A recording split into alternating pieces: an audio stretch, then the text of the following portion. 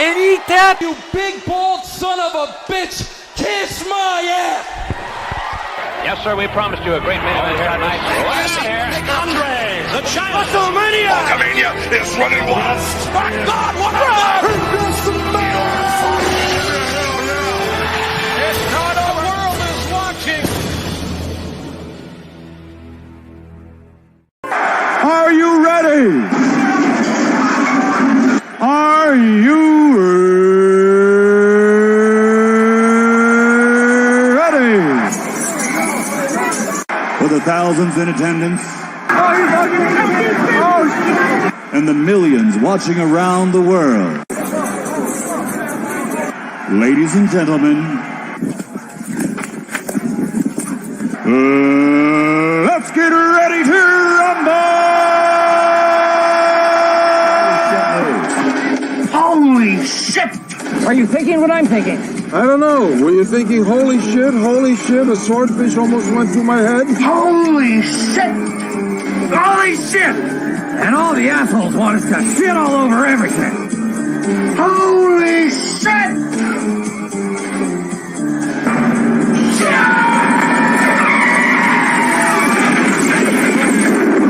Where's the Tylenol?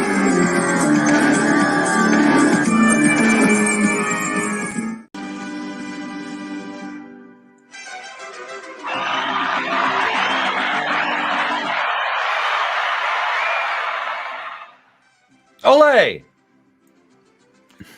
Hello and welcome to Holy Shit News. It is I, it is he, it is me, P-double-D, Etep Wakuian from the Place to Be Reviews, right here with all of you. I apologize if you're trying to watch on Rumble. We're having some trouble with the feed over there. They know we were coming over there to talk about shit afterwards. Like, no, we're shutting that shit down right now. The Goyim know, Chris.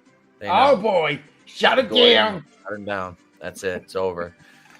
We got a great show planned for you guys. Let me welcome this chat guy. I just realized what background I had up. Oh, look, wait, that's Gashman over there. And there's the old boy and there's Cookie Puss and our buddy Dr. Fauci and fucking Herman Munster over here. Fetterman. What was that thing's name from Total Recall? Yeah, Quatu. Quatu on his neck. Your mind quake. Hey, Keely Chow has been a member for 7 months. He says, let's get ready for some pegging. Keely, god damn it. Keely, we're not even 5 minutes into this. Not even 3 minutes into the show, and we already get a pegging joke. But why? Why, Keely? Because that's what heroes do. Thank you for supporting the channel with all of your pegging humor, Keely. We do appreciate it. Thank you. You gotta pop that prostate.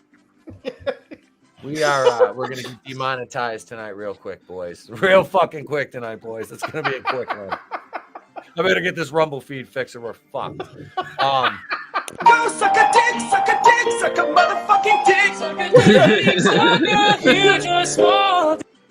There we go. There we are. So Keemon Bell, Superfan Adam Shawhan, who I'll be seeing down at Horror Hound. My dog up there barking.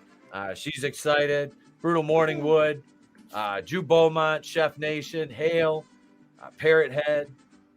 Let's see who else we got. Gap After Dark. We got the chat fucking jumping on me. Yeah, so welcome. I swear before Jesus, dog. Real fucking professional. Oh, not very smooth movement, Koreans here. Well, that'll teach her. Well, speaking of which, we might as well introduce this guy first. I gotta get a Greenstein or a Rosenblatt of my very own. Nothing else has worked so far, so I'll wish upon a star. Wondrous dancing speck of light, I need a Jew. Yeah, they look at me real strange at synagogue.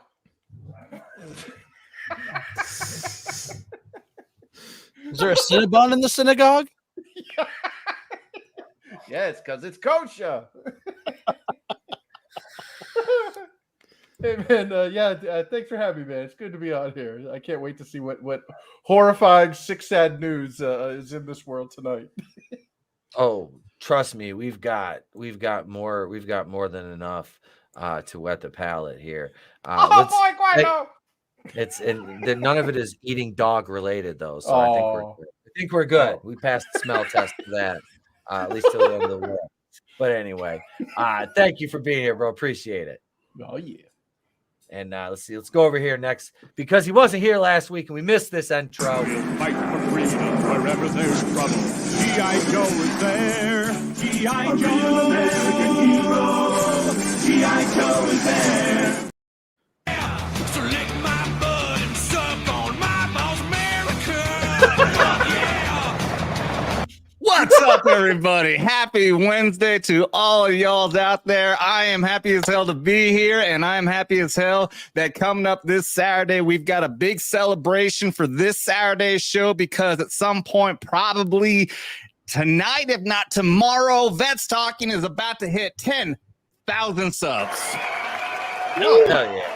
We have 9,903, and we've been going up about 200 a day ever since the past 2 Tom McDonald videos that I put out. And massive thanks to everyone who's been out there supporting. A big thanks to the entire Vets Talking panel and crew. I'm going to have a few of the people on who's been amazing supporters who come on. So I'm going to have X-Wing on, Jed the Hollywood Scholars, big on Geeks and Gamers. And for the first time, who I met out in Vegas, was a very gracious dude. And we've been talking for a long time about coming on. He's going to be on for the 10,000 sub celebration. Mr. Drunk 3PO J himself is going to be on to celebrate the channel. So I want again, thank you all out there. It's mind blowing how far we've come so fast. And Etep, I can't thank you enough, man. You were amazing help and a great way, especially on the learning curve for me to help me learn YouTube. And man, I love you, man. Thank you guys. Thank you everyone out there. Dude, congratulations. That is fucking incredible. Yeah, dude. You deserve it, man. You're a humble guy. You're a fucking straight shooter. In fact, I don't know. You're in PsyOps, so I don't know if we can. But no, bro. I could be a complete fucking phony fed, as Steel Alien likes to claim. See, we love you, man. Congratulations, bro. And thank you very much. Here's to many, many more, dude. Congrats. I appreciate it, man. And to you as well, my friend. We're going to keep on building you up too, but dude. He's the Ray Epps of YouTube. That's me. I just hide in the shadows and push. Nah, talking about me. Talking about me. Well, that could be too. Who knows? See, he's hiding. He's got puppets out there, folks. He's gonna wait. He's gonna activate them. Speaking of activating, let's do this. Each leap brings us closer to God. Catch me, Lord. Catch me. Wait. Ow. What have we done to make God angry? You did it. It is me. It's CJP, host of the Forgotten One cast. Glad as always to be here because I know these stories are always going to be fun. I still can't get Barbie farts out of my head, so we're going to have a good time tonight. Oh man, thank you for being here. And goddamn Barbie farts, the pink. That poor black man covered in fucking whatever that pink substance was. Looked like he had that skin condition. It was fucking terrifying. Vitiligo or something. Yeah. Thank you for being here, bro. Thank you. We got who we got next here. You guys know he's from Haiti. You stole my Jesus fish, didn't you? Yeah, that's right. We're the devils! The devils!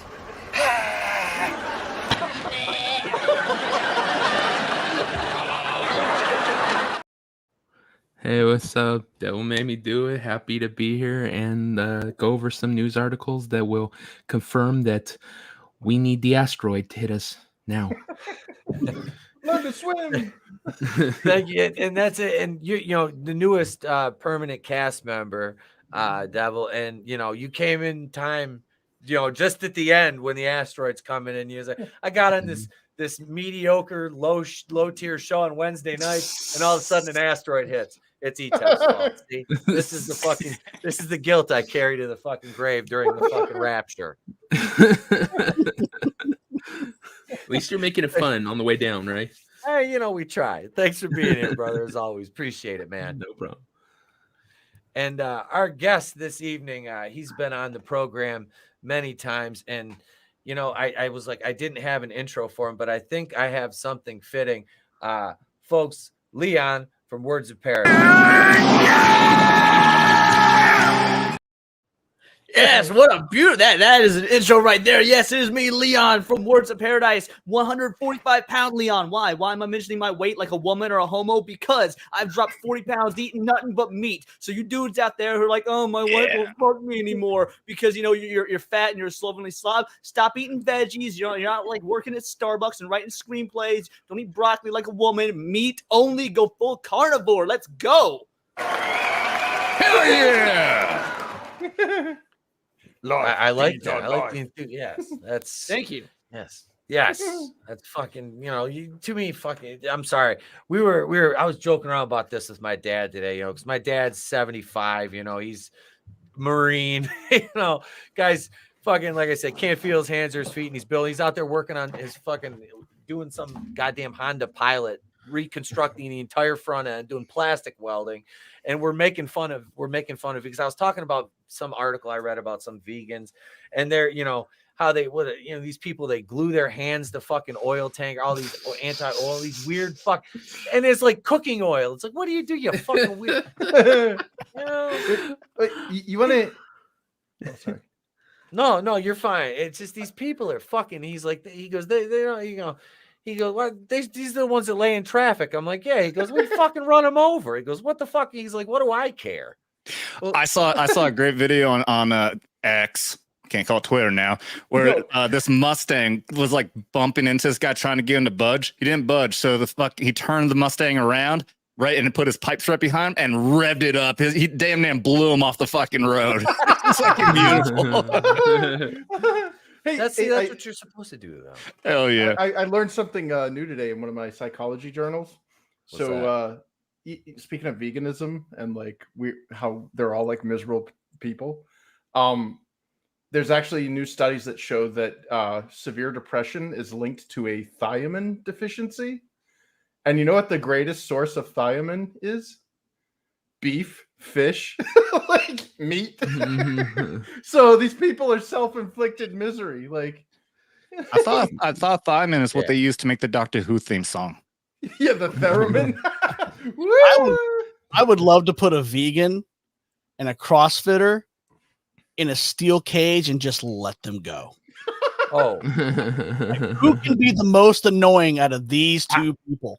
Well, the obvious answer is the vegan. No, hold on. It's not even a question. Like, the obvious answer is the vegan, because at least the CrossFitter has something to show for it. Like, they've got muscles, they've got pecs. What does the vegan fucking do? Oh, look at my ribs. Like, it's like, look, I'm a human fucking xylophone. Which is already the most annoying instrument in existence. I mean, next to like the tuba. So, and the theremin. Vegan cow came out of Auschwitz. Oy vey, we started early. For sure. Hang on, let me. Like the vegan teacher, we need to. I like to put her in a steel cage with somebody. Any of those fucking teachers with half their head shaved and a bull ring in their nose. Let me call my secretary. You've seen the vegan teacher though, right? Yeah. Oh god, she's picking fights with Gordon Ramsay and shit. Oh yeah, dude, she picked a fight with Buttsmarn himself there, Isaac Butterfield, the Australian stand-up. Yeah. Oh yeah, his videos are hilarious. Yeah. He's a funny motherfucker. Yep. What up, Tony and Immortal Coil? What's up, my brother? Godzillionaire, Gap After Dark, Gap, one of my mods out there sharing the links. Brutal Morningwood in the house. Lodonis, hail. There'd be rogues. What's up, dude? Congratulations on I think you hit, what is it, 3,700, Steven? Congrats, brother. Nice. Congrats man. I'm still stuck at 377. I've been for like 2 weeks now. Like, what the fuck? My shit's all wonky on YouTube as far as views and shit goes, and it is what it is. Yeah, no stream on Rumble tonight. That thing got fucked up. I don't know what happened over there. Yeah, so we're gonna have to. There's such a good Barack Obama story to cover too. Yeah. Damn. Oh no, we're still covered. Stop it. We're still covered. You know what? Fuck it. We're gonna cover it. I put Trump was one of the hashtags, and you know what? Fuck it. We're gonna talk about it. I don't give a fuck. We're gonna do it. What are they gonna do? Demonetize me? Razor You take it away. I appreciate all the channel members. I do. I'm not saying I don't appreciate you guys, and we'll shout you out midway through the stream. So thank you all. I think we're back up to 20. So 25. Thank you guys. But no, if they demonetize the stream, you know what? It's okay. We'll get them on the next one, Tiger. But let's start out here with a spider with an erection. The fuck? Before we get to our, oh yeah. No, the spider doesn't have the freaks. He causes the erection. We call this I searched, Rob. I searched for Tobey Maguire's dick. Wait, what? we call it. What is the scientific name for this one?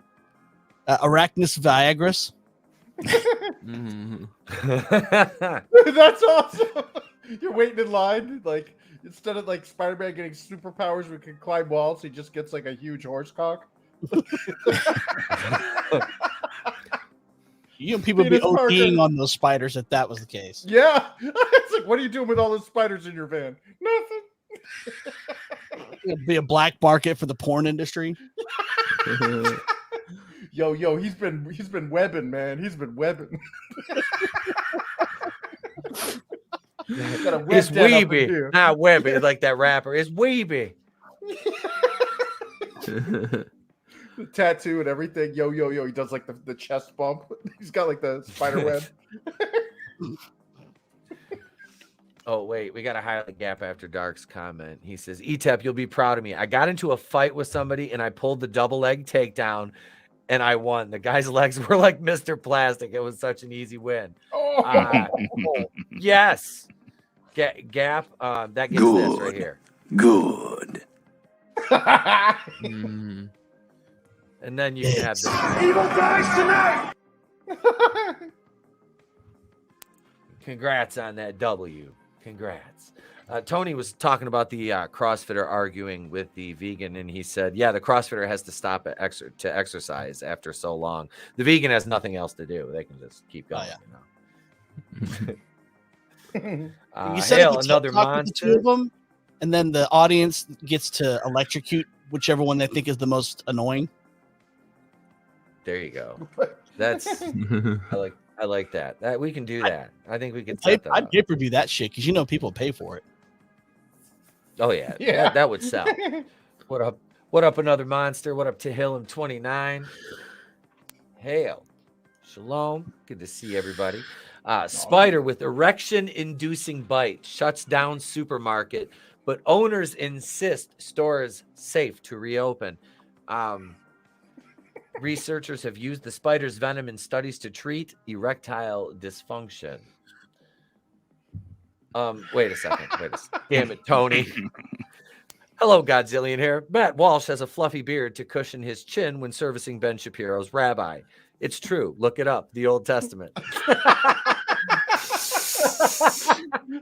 Let my people blow. Down, sweet fluffy chin, coming for to cup my ball. Yeah, so apparently this spider was the original Viagra back in the medieval days. Yeah. So this is the Austrian supermarket. It was in my country. I got an erection. That's why I had sex with the housekeeper. It's not one of my most. It's not one of my most proudest creations, but I thought I did good with it. That'll do. Made the ladies happy. The penny market in Krems and Danau, whatever. Doesn't matter. Closed Tuesday after the store manager spotted the spider in a banana box and immediately called the fire brigade to investigate. The manager described the spider about 4 inches long and colored black and red. That's racist, first of all. I love it. They described the spider as 4 inches long because when it bites someone, it's also going to give them about 4 inches. So Yeah. Right? Now, is that real 4 inches? I'm afraid or of like man spiders. measurements. no, they cure arachnophobia in men over 87. Tripod. Oh no, Mr. Tallyman, giant ball. Daylight come and me spider give me boner. 6 inch, 7 inch, 8 foot. 8-inch duck. Well, that would make the scene in Beetlejuice a whole lot funnier. Yeah. Oh yeah. And still, it's I can never look at Beetlejuice the same because of Yeah. that guy. I'm just wondering Jeffrey if it was like Jones. the same bunch of bananas that came from Lizzo's trip to Amsterdam. They're pretty close to each other. So. That's the only way that people could be sexually aroused by her. That's why she's forcing those things on them. These smell like sweat, shame, and regret. God, why does this smell like patchouli and sadness? Soul food. Oh shit. Let's see. So the manager described the spiders 4 inches long, black and red. The authorities initially suspected it was a banana spider, but previous cases of spiders and bananas from South America have identified the spider specifically as the Brazilian wandering boner spider. That's not really the name. That's not really the name. The Brazilian wandering erectile dysfunction curing spider has one of the deadliest bites in the world that can also cause hypothermia, blurred vision, and convulsion. So please consult your doctor if these symptoms last longer than 4 hours. It's like a secret Biden recipe. Yeah. Hey man, I took this and I fell up the stairs, but luckily I had an erection from sniffing those kids and I bounced back up, man. Acts as a spring. Who has to walk down the stairs backwards? Well, it was just a matter of time before Arachnophobia got a sequel, you know. Yeah, the porn parody. Yeah.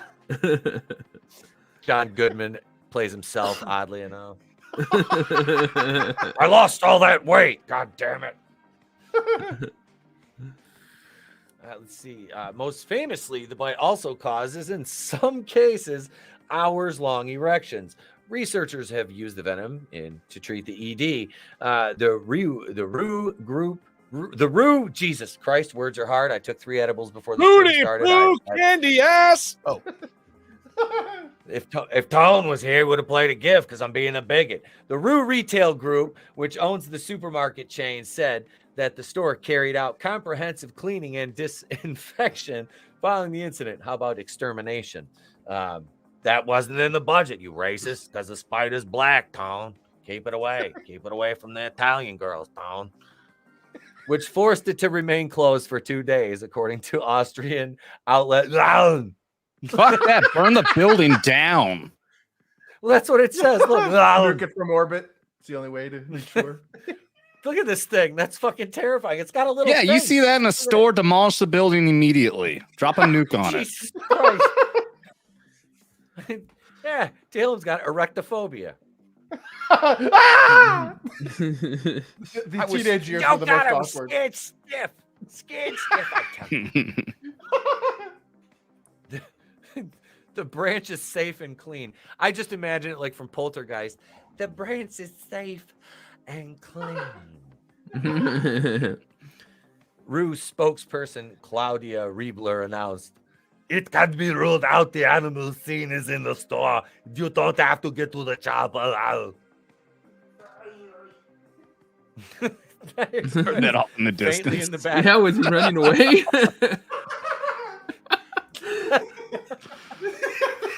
In the distance, we can hear like roaming Austrians. You're getting attacked by boner spiders. Every time I pump, I feel myself coming. However, there's bad news though. Rue banned reporters from taking photos inside the store and said any questions for the employees at the supermarket are off limits, except if you give them a $20 bag of weed and some absinthe. They'll fucking say anything. You don't even have to hit their grundle with a sack of sand as they're tied to a chair. Oh. Like Superman. I don't know why I went right there. That's where I went. I was like, just hit him in the fucking grundle to make him talk about the fucking. We will make you talk about the spider. No, I don't want to talk. You will talk. The spiders are still in the store. It's not safe.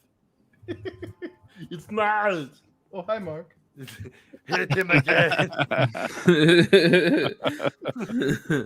I told you what you want. I just keep going with the bit now from here on out. I did not bone her. I did not. I'm not going to break character for the rest of the stream. All fresh food was removed and replaced. The group noted during the extensive search, no spiders have been found to date. All safety measures are carried out meticulously. Despite these reassurances, some shoppers did not want to return to the store. Well, no fucking shit. Oh, honey, I'm going to go get some lettuce. You want to fuck before I die?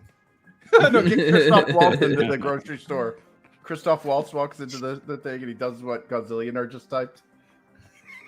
Are you hiding spiders in the attic?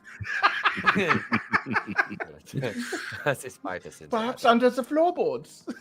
The spider came into your house. Would you welcome it with a glass of your milk?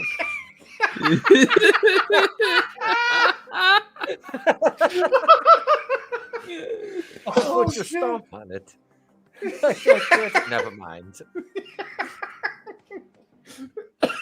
Like fleeing the supermarket, he just shoots them. Au revoir, Shoshana! Oh, shit. Oh, there's a spider up there with the diary and shit. There's just a little spider. A tiny little diary. That spider would run away and open up a movie theater after falling in love with a black Frenchman. Yeah. Just waiting for the Lizzo remake of that. Yeah, she just falls through the ceiling because she's so fucking fat. I was gonna say, listen, those fucking girders better be reinforced up there. Oh, dude, that would be hilarious. Like they do a clip where, like, perhaps you are hiding in the wall, and it shows him walking along a wall, and also there's this gigantic black belly protrusion. Like,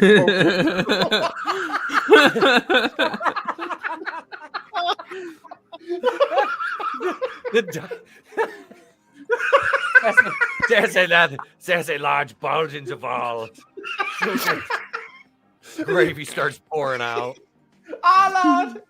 I can smell the soglo. What are you hiding? Why is your walls breathing so heavily? You shot Willow from AEW. I can see the hardened yellow nails. It sounds like she has clubfoot. Your wall has type 2 diabetes. Why do we keep hearing flute come from the wall? She has Benjamin Franklin's flute in there. Shoot her now. Shoot her. Look at the Diary of Arachnid Frank. I expect a meme of that, someone. Yes. Oh, shit. Little spider in an attic. A tiny little diary. Yeah, Ben Shapiro plays the violin soundtrack for it. I'm Ben Shapiro.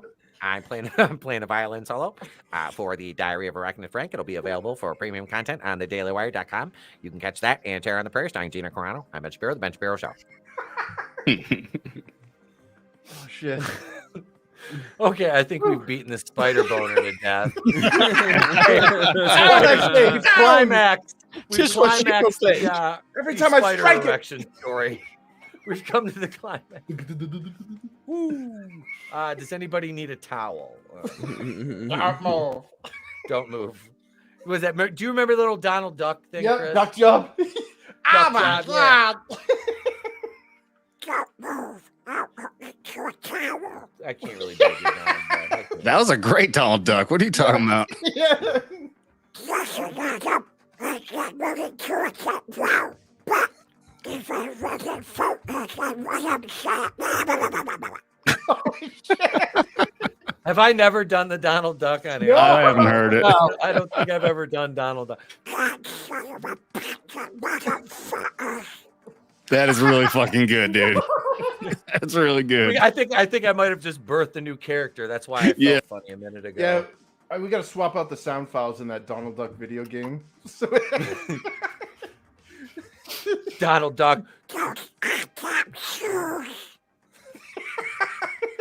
Did you just make a cat can't breathe? We're canceling.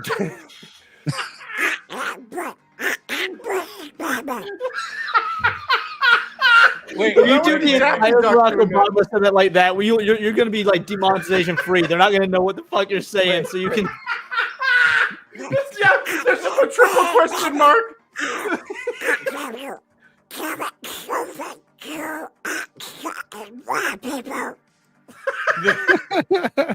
Right now, the caption just says triple question mark, and it keeps blinking. Take that, YouTube. I just did every fucking video now. They're like, okay, unsubscribe. We're done. We're done. He's fucking retarded. We're done. Did he have a stroke? Yeah, it sounds like Robert Kennedy, man. I can't fucking do it. No, man. And for a pounder for a penny at this point. Okay,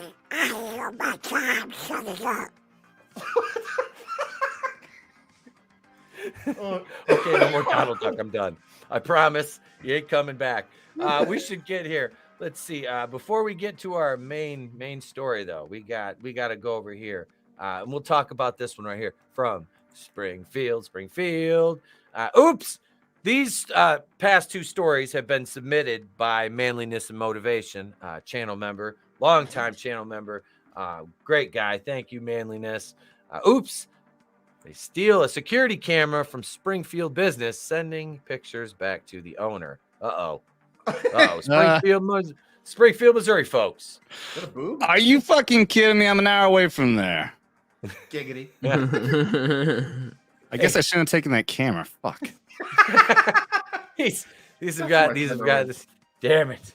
Glad they at least blacked out my face. They left a birthmark, though. Why is there a G.I. Joe flag on the shoulder? So, a Springfield business recently hit by thieves put up a camera to help catch them, but they thought they had lost their chance when the camera was stolen. Then the crook decided to turn the camera on. I don't know how to act, man, said Doug Gardner. Do I laugh about it? The story began in mid-July when people at Stainless Fabrication reported to police that someone had been cutting holes in the fence to steal $15,000 worth of equipment. Jesus. So they set up a sting, installing a game camera. They were shocked when that camera was stolen, and even more surprised when the crook turned it back on.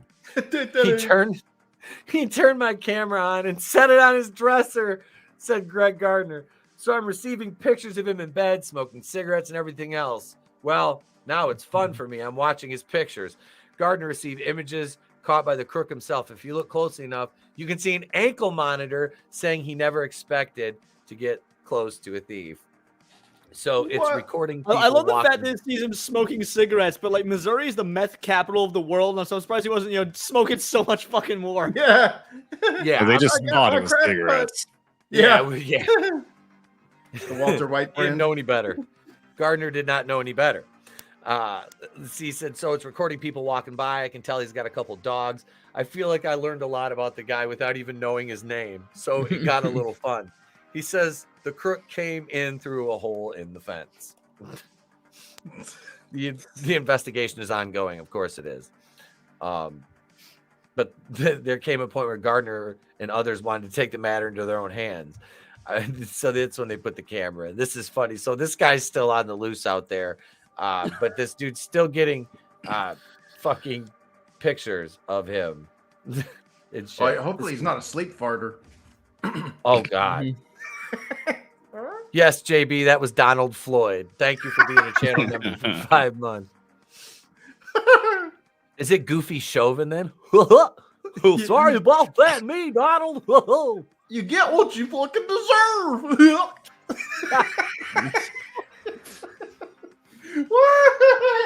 Lay in the back of the mother yucking car. Yeah. Why are you selling mother yucking 20s that aren't real? Well, gosh. Oh God! All right, let's see. So we'll go over here, folks. We'll go over here now. I keep teasing it. We'll go over here though. Let's see. Let's talk about a feminist professor. How about that one? Oh, my favorite. I vote no. Favorite subject. Feminist medical school professor says trans kids identifying as minotaurs are part of the gender rev. Oh, fuck me. How is a minotaur a gender? Like, where That's in the a mythical Baskin-Robbins? creature. Yes. That Gender never number existed. 559, everybody. I bet she spells it MENOTAURS. Yeah, don't you love that we don't have to? We all accept that minotaurs don't exist, but a kid saying they are, that we have to accept. That is, we can't deny that. Ooh. I bet she probably also says the Minotaur sounds too sexist, so it has to be women-tar. Yeah. Yeah. The Zeminar. Hey, them tars. Yeah. They them tar. Minotaur X.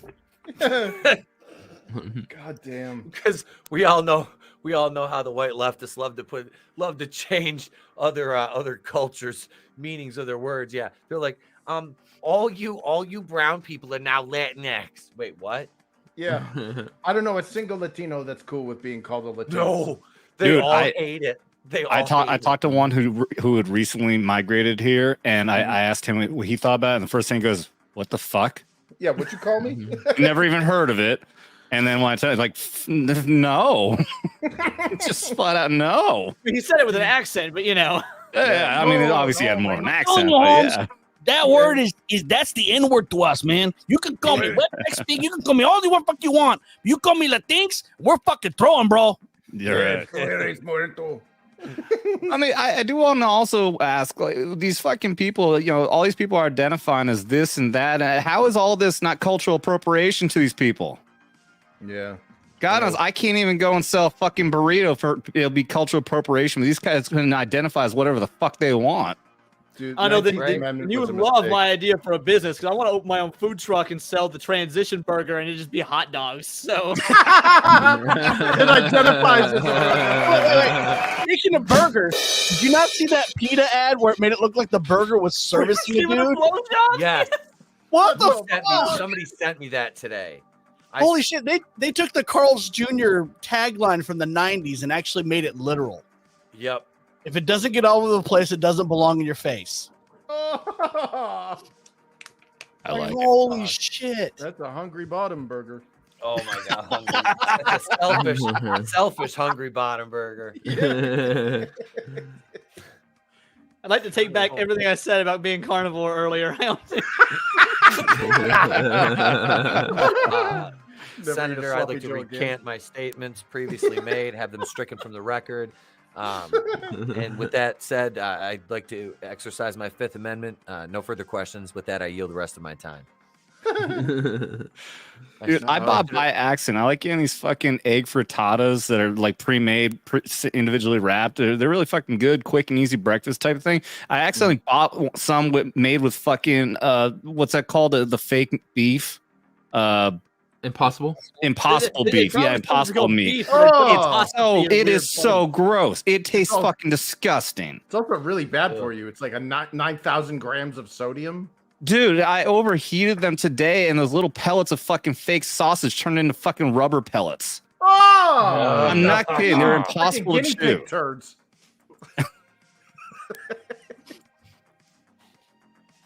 Never making that mistake again. Fuck. Ruin my breakfast. That's a worst way to start the day. Fake meat. There's plenty of girls that do that. What is the Minotaur like retarded? Like in Greek mythology, wasn't the Minotaur like mentally deficient? So it makes sense these type of individuals want to identify as it. So right. They're already you're already talking mentally ill, and then on top of that you throw in, hey, I identify as a Minotaur. I mean, at this point, like allegedly in Minecraft, you can punch these people in the face. Like if they say I'm a minotaur to you, right? Like allegedly in Minecraft, YouTube. Yeah, I identify as Theseus. Please, Bollywood, YouTube, don't take away my. I still say these people are racist for cultural appropriation of Minotaur culture. Fuck them. They're all racist. Quick question. Right though, you're a minotaur. That explains the bull ring.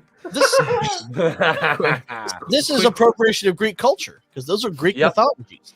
Yep. I was just gonna say yes, it's Greek. So again, look what they're doing to us. They're taking us again. I mean, to be fair, Netflix has already been appropriating Greek culture. We all saw Cleopatra, so. Oh God, you mean Cleopatra? Yeah, Cleopatra. Yeah. Are they getting sued by the Egyptian government too? Quick question. Yes, I'm they asking are. for a friend. If you have sex with a girl who identifies as a minotaur, did you commit bestiality? I mean, let's get our legal things. Same question if you asked him if you banged Lizzo. That's true. That's having sex with a rhino. Yeah, that's a hip You just had. Well, no, she Lizzo's identifies as the definitely Lost bestiality. monster. So Let's see. I mean, as a minute, I mean, which isn't the top half the bull? No, the top half. The top half is the bull. Or well, like it's got like a man body, but a bull head. Yeah, a bull bottom and a bull head. Product I think. I don't know if I've ever seen a female minotaur to begin with. Now that I think about it, so that's pretty gay, bro. Like, there's only one. There's only one minotaur, and it was caused by a whore who banged it was a queen who banged a white bull that she thought was hot. See, you say there's only one. Now I want to see two kids that identify as a minotaur. They've got like Outlander style battle it out. There can only be one. The Highlander. The Highlander. Yes, Outlander. There can be only one. We had a quickening in the class this morning. You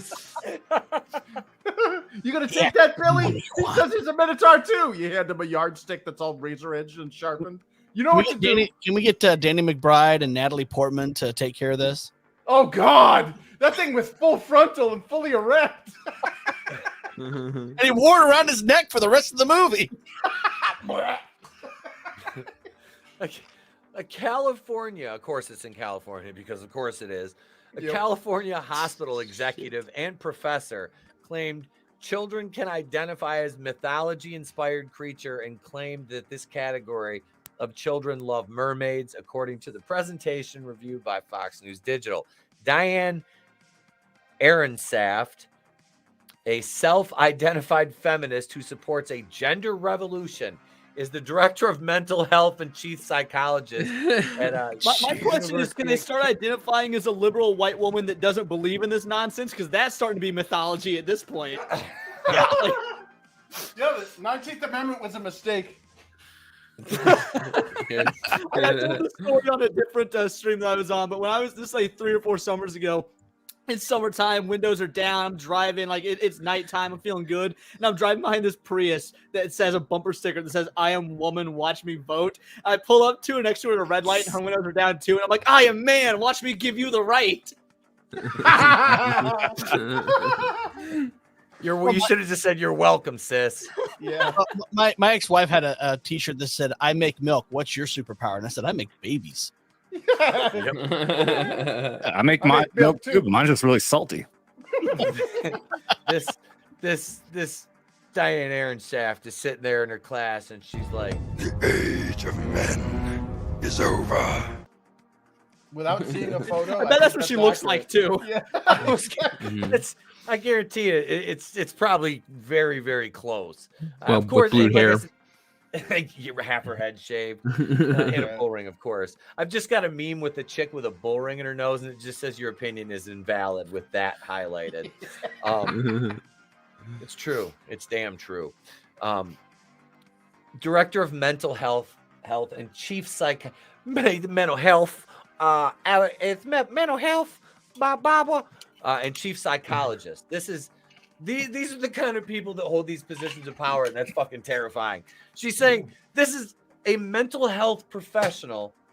This is why I don't believe like the DSM and stuff like that now, because it's junk science. I love when people are like, "That's the real thing," and you're like, "No, it's not. This is not biologically possible. Read the DSM. It's like, no, that's been garbage for years. So I do want to say though, like this could be a good thing, like specifically for people like CJP. You know, you're a big dude. This might be beneficial for big guys. They can identify as Jack. That way, they can be nimble and be quick. So yeah. No, dude, I gotta call it out. I gotta call it out. It's one of the tribe. That is a Bolshevik name right there. her last name. Yep, dude, that is totally that's one of the tribe. Oy vey. Yep. I'm Always glad making us look bad. only part of me has to claim her. No, it's so frustrating when the majority of wacko left commie bullshit is being pushed by Bolsheviks that are, you know, part of the tribe. Because it's like they rightfully incite righteous indignation back at them, and then they go and hide behind us, and it's like anti-Semitism. It's like, no, you haven't been to temple. You're a piece of crap. They hate you. Like, don't play the Jew card.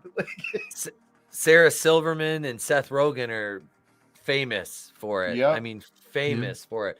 That other, I got a video coming out about that heifer from the Mary Sue, Rachel Leishman. I've done probably maybe a handful of videos on her over the years, on her articles she's written over there. And because I you say the Mary Sue, are you sure it's a she? I think, well, her pronouns are she, her, or she's got her pronouns listed in her bio on the Mary Sue's website and all our articles. So that lets me know that she lives alone with about 4 cats, a fridge full of Chinese takeout, and no dick. Speaking of fat heifers that work for terrible magazines, you guys heard about Kotaku?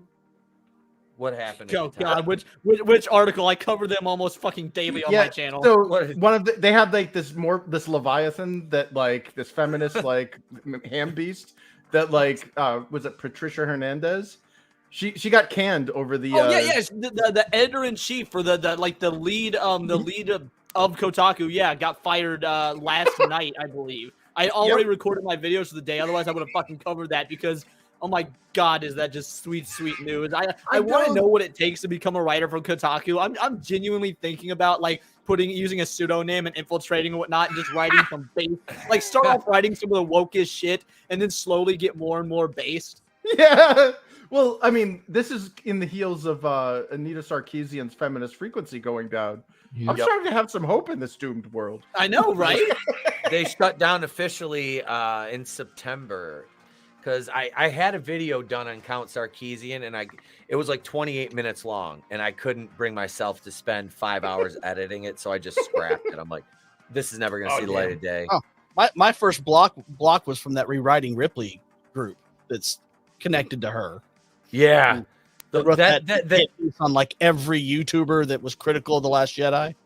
I got banned off from Mary Sue, banned from comics because this has been probably 7 or so years ago. Like I wasn't near as familiar with the culture war. Like I was following Gamergate and I knew that was a bunch of bullshit, but I didn't realize what it would eventually become like it is now. And I was on the Mary Sue, and at the time, the headline was it was an interesting headline. It was like, why we need more plus size superheroes or whatever. And I was like, this can be an interesting read. And I read through it, and it was just the most, like, obviously what we know of the Mary Sue now, just feminist pandering bullshit. And so I wrote a comment, and it wasn't like an aggressive, angry, straight white guy comment. It was just like I'm a comic book fan, and this is bullshit sort of comment. And they banned me. Like 5 minutes later, I was like, I've never even heard of this outlet before. I had never heard of Mary Sue. This is the first time I saw an article. I leave a comment and they immediately banned me. That was when I knew it was like, okay, it's going to be on. And now here we are years later. I have a channel and they're number 1 on my shit list. So I haven't gotten over it all these years later. It's been almost a decade, but this straight white male is very upset at you, Mary Sue.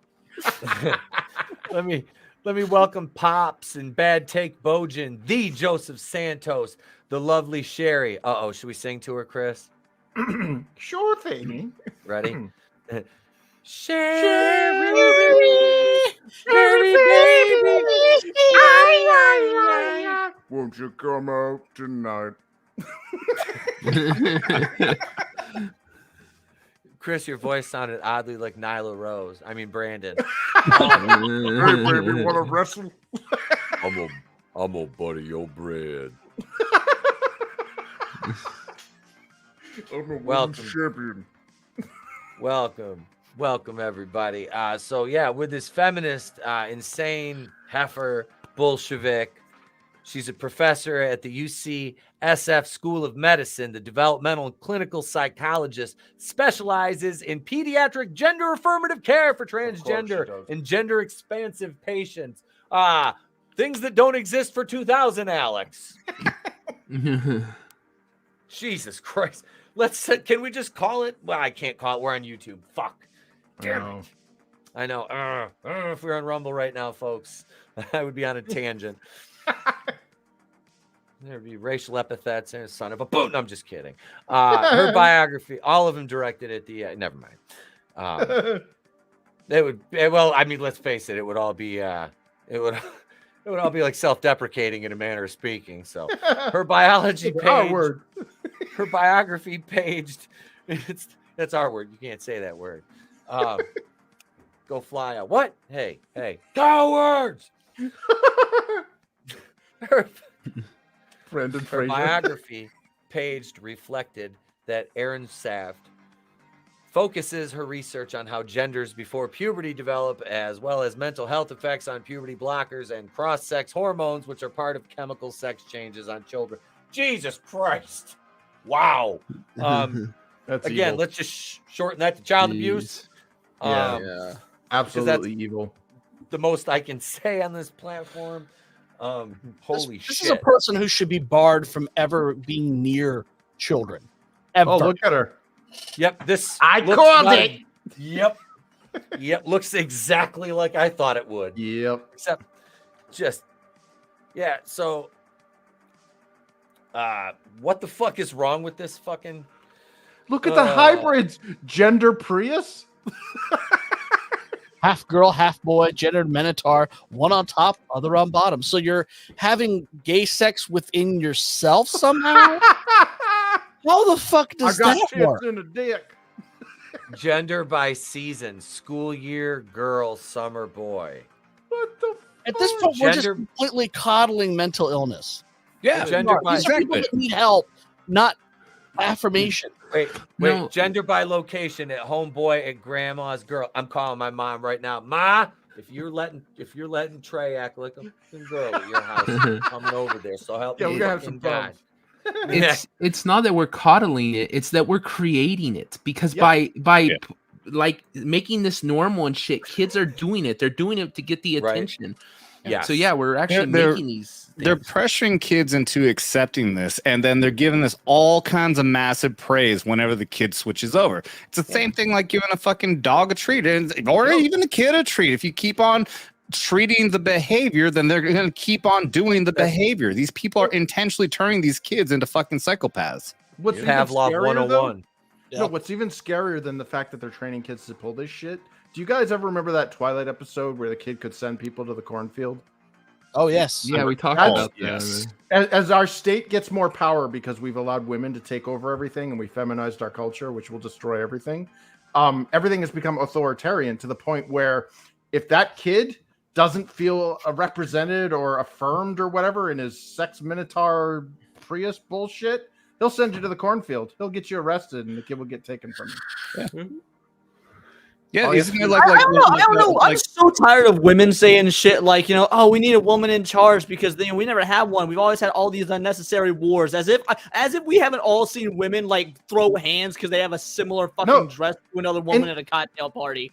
Anybody who's ever said that women haven't started needless wars has never cracked open a history books. Look up King Elizabeth I. Okay, she's one of the most. Yeah. Look at what was it? The early 1980s there with the Falklands there with the Iron Lady herself, like this is bullshit. And in all honesty, like women have always had more power. They're just physically inferior to men, so they can't physically dominate them. So they use subversion.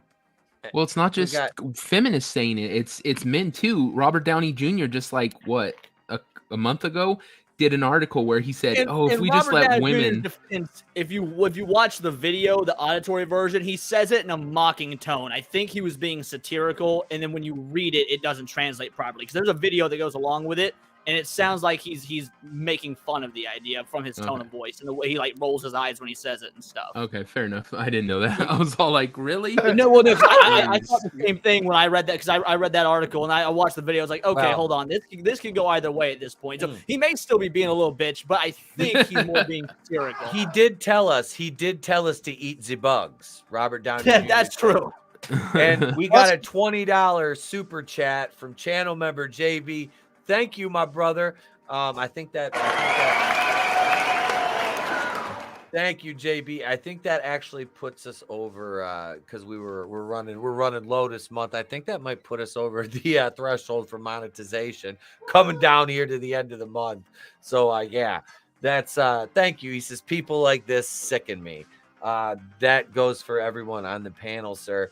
And for $20, let's see here. We got to make a new $20 bumper, but this gives us an opportunity to do something that we haven't got to do in a minute, and we get to release the Loja. Yep. Yeah. 2 to the 1 to the 1 to the 3. And I'm not drinking it. Who would you believe? Robert Loja? Calcium. We'll beat you like a Cherokee drum. 3 to the 1 to the 1 to the 3. Try some new Minute Maid orange tangerine. It's got calcium. And I'm not drinking it. Oh, no, it's sweet. You'll like it. I don't believe you. Well, then who would you believe? I don't know, Robert Loja? Whoa, Robert Loja! Billy, your mother's right. New Minute Maid orange tangerine tastes great. It's got as much calcium as milk. If you say so, Mr. Loja. Yeah. This is great. Enjoy your breakfast. New Minute Maid orange tangerine with calcium. Yeah. Try some new Minute Maid orange tangerine. Billy, your mother's right. Do not go gentle into that good night. Does anyone else think when you watch that Loja and Mama fucking? Oh yeah. Oh yeah. There's no way the look she gives him is not. I've seen Mr. Loja's penis and it's been inside me multiple times. And he winks at her. Yes. Yep. That's why the dad, sweetie. That's why the dad looked like that. He was confused. He's like, "What's going the on?" Original cuck. Yeah. Poor guy. Right. Joseph Santos raises a point. He said the arguments about women in charge miss the point of the constitutional republic, emphasizing the rights of the people. Yep. No one is in charge of the people but themselves. There are no kings or queens here. Absolutely. Yeah, well, it comes down to the whole like boss versus leader thing too. I mean, you'll find that like if you want to have an effective like leadership, you want to be a leader. You want to be in the trenches with your men, so to speak. You don't want to be a boss where you're telling people what to do. And I'm going to call back some of my misogyny, but we can guess which demographic chose which. How many female soldiers have you seen on the front line? 12. Boudica? Well, unfortunately, there's a lot more today than there ever was in history. Yeah. And yeah. And there's all sorts of like protections in place too. It's like we're not going to make you the cannon fodder. You know, there's still Although we really should just like for 2 weeks. Like, let's give a 2 weeks grace period where we make women the cannon fodder just to show them what it's like, and maybe they'll remember their place. Isn't that equity of outcome? Isn't that true equity of outcome? Well, that's the thing is it's not in civilization's best interest to put women in the front lines. I mean, it's that whole tribe of 10 people thing. Yeah, maybe not normally, but considering where civilization's going now, it actually might be in our best interest to put women on the front lines right now. And I have such a simplistic view on this, and it's just the battle of the sexes is such a stupid. It's so pointless. It's an asinine concept that was invented to cause division because everybody with their salt's worth of common sense knows that there is no competition between men and women. We're meant to work in harmony. We're meant to work and complement with each other. We're to work in harmony. It's fucking yin and yang, baby. That's what it's about. You know, it's not, we don't have to compete with each other. Jesus, we each have different fucking roles and we each have different things that we specialize in. And nature fucking guided that up until, wow, you know, we were socially engineered to fucking, but regardless. Yeah. I don't know if it's social engineering for us to get down to fucking. I'm pretty sure that was also biological. Well, it's kind of like you know, guys bring in the bacon for the resources, and women build the castle. You know what I mean? It's how many guys are like straight guys are like, what? I wonder what drapes go with this couch and these in this carpet, and it's like, no, dude, like that woman's gonna make a house a home. Now I fucking love decorating. Fuck. It's all feng shui, but like. There are things that men are better at, and there are things that women are better at, and this whole competition thing is pointless. It's absolutely pointless. Like Etep said, it's divisiveness. Of course, it's pointless. Men win every time. Didn't you see that tranny in Canada a couple days ago at the powerlifting competition? Yeah, the competition's pointless. But those are like, I'm not talking about just like the physical stuff. I know. I had to bring it up because fuck Canada. Yeah, dude, men and women have complementary roles. Both of us are better at something, and together we are great might. You know, but to try to imply that anyone thinks that one are better than the other. You know, there was sexism back in the day. It was pretty bad. You know, guys. You know, but still, women and men have complementary roles that create the family unit more than anything else. Mm-hmm. That's the foundation of a strong society too. It's family. Mm-hmm. It all comes down to that. Exactly. That's why they're trying to tear it apart right now. Yep.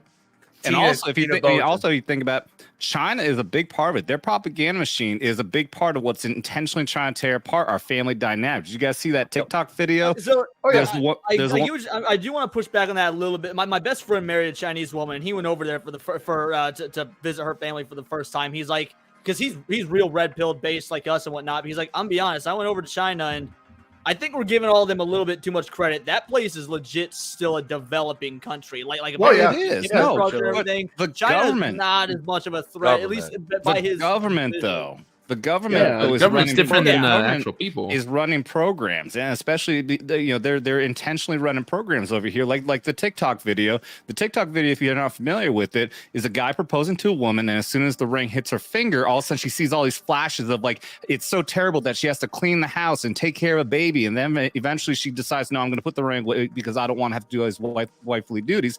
It turns out that video came from a Chinese government propaganda machine. You want to know the best part about that video that another girl who I'm friends with pointed out to me? If you look at the hand proposing to the chick, it's a woman's hand. Yep. Yeah. Well, have you noticed the contrast? Because like TikTok is actually banned in China, but there's actually a Chinese version of TikTok. And if you look at the material that's being presented on the Chinese version, it's all civics. It's all like teaching kids how to like freaking feel like disassemble and reassemble a handgun and like launch mortars and shit. And then you look over at like American stuff, and they got the cow-nosed ringed land whales singing about their fruity genders and shit. Ice cream.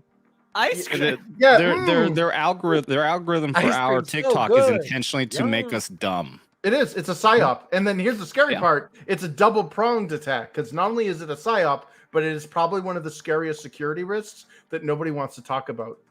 Mm-hmm. If you ever look up what an invisible thin client is, you'll be terrified to realize that thing installs on every system it inspects a network on. So if you jump onto a network, you're on like a public network at an airport, guess who's got TikTok installed on his phone and doesn't even know it? My day job is I work with IT, and removing invisible thin clients is one of the biggest pains in the ass of the job. I watched it infect a VM, an entire like spun up a virtual machine just to see what it would do, and it was the stuff of nightmares. Jesus. Yeah, that's lovely. I know, because my wife's like, I watch this on TikTok. I'm like, oh fuck.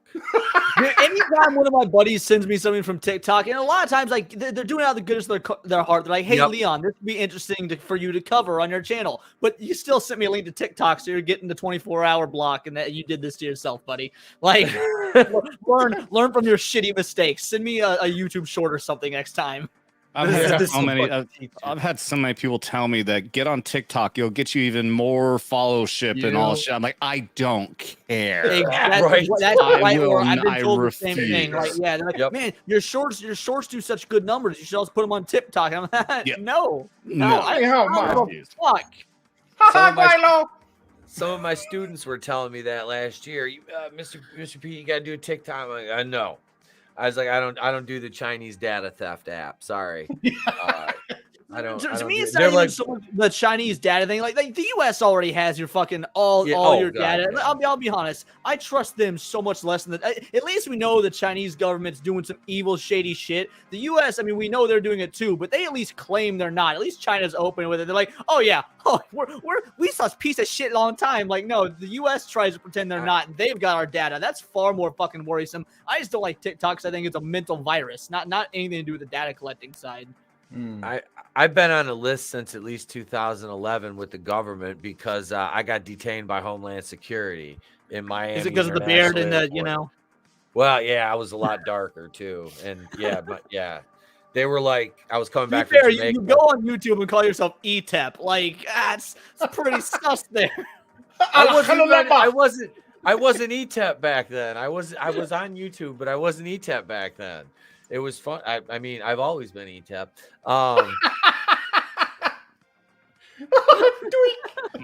Fourth wall.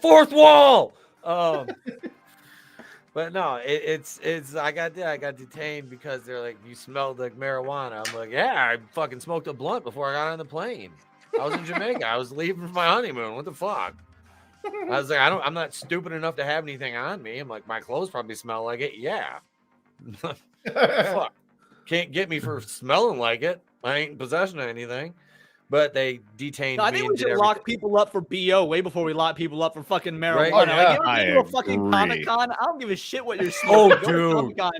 Bro. Be in jail. Yeah, I'll tell you, man. That's why they never bust me for marijuana. I get like the what is it? The Homeland Security guys on me, and they'd be like, "Smells like marijuana." I'm like, "Hold on 1 second." I drink a little cup of milk. That what does it smell like? Like, free to go. I'm lactose well, you might be careful. They might arrest you for a chemical warfare attack. Yeah, that's right. Violating the Geneva Convention and FDR, like. Yeah. Oh my god, yeah, the I remember going to a Comic-Con once, and there was this one guy that had like a t-shirt on, but he had like, it was like 2 t-shirts, and like one t-shirt had like long sleeves, and it was somehow underneath the short sleeve t-shirt, and somehow the graphic. You say somehow as if you can't figure out the science of they put the long sleeve one on first. If you saw this person's anatomy, you'd be confused how it was even put on this person, but like. It had like a graphic on it. It was like a dark gray, almost a black, and it was like a graphic that bled through the other layer of the t-shirt because of all the body sweat, and it smelled like I can't even describe the smell. It was like burnt hair. Oh god, I used to work retail years ago, and I was working at the Staples, and this guy came in, and you know, people with horrible BO, they seem to understand that they know they smell. You won't give a fuck, and they will invade your personal space. I almost literally threw up on this guy. He smelled so bad. Yeah, that you smell like poverty. It hit my gag like a fucking train hitting a van on the tracks. Hey, there's children here. What's your language? When I worked retail, I had a dude throw a hanger at me. Like, it was around the Christmas season. I was working at Kmart to show you guys how many years ago it was. Kmart was still a fucking thing. It was like my second job. I'm like 17 years old. This has been 12, 13 years ago. And I love Christmas music, dude. I'm a slut for Christmas music. And I'm sitting there and I'm bagging up this old lady's groceries and I'm singing along with the Christmas music on the radio. Rudolph the Red-Nosed Reindeer. I'm bagging this shit up. And she's having a fun time. She's dancing. And the dude behind her, like said something, I don't remember what he said, but he said something really bitchy to this old woman that was just having a good, happy Christmas time. And I just looked at him, I was like, what's wrong with you? Are you a pagan? And he just whipped the fucking hanger that his clothes were hanging on me. And the manager had to come down and say that if I ever said something like that again, I'd get fired. And they had to give him like X amount of discounts or whatnot. Like, he was the dickhole that was being a douche to the old woman for no reason. Uptight pagan. All right. It's probably because he was getting pagan. Hi, everyone. Hey, what's up, buddy? Hey, what up, man? What are you going to bed? Yeah. All right. Night, everyone. Not buddy. See you, dude. See ya. Love you. Love you. All right. Give me a kiss. Have a Give me a kiss. Love you. All right. Oh, Night, night, school's buddy. starting soon. I got my little trusty fan with me. Nice. Oh, Yeah, yeah, he starts school. He sit there and fan me. Yeah, there we go. Boys! Boys, let's go break some hearts. Dalton Castle's the man. Dalton Castle is the man.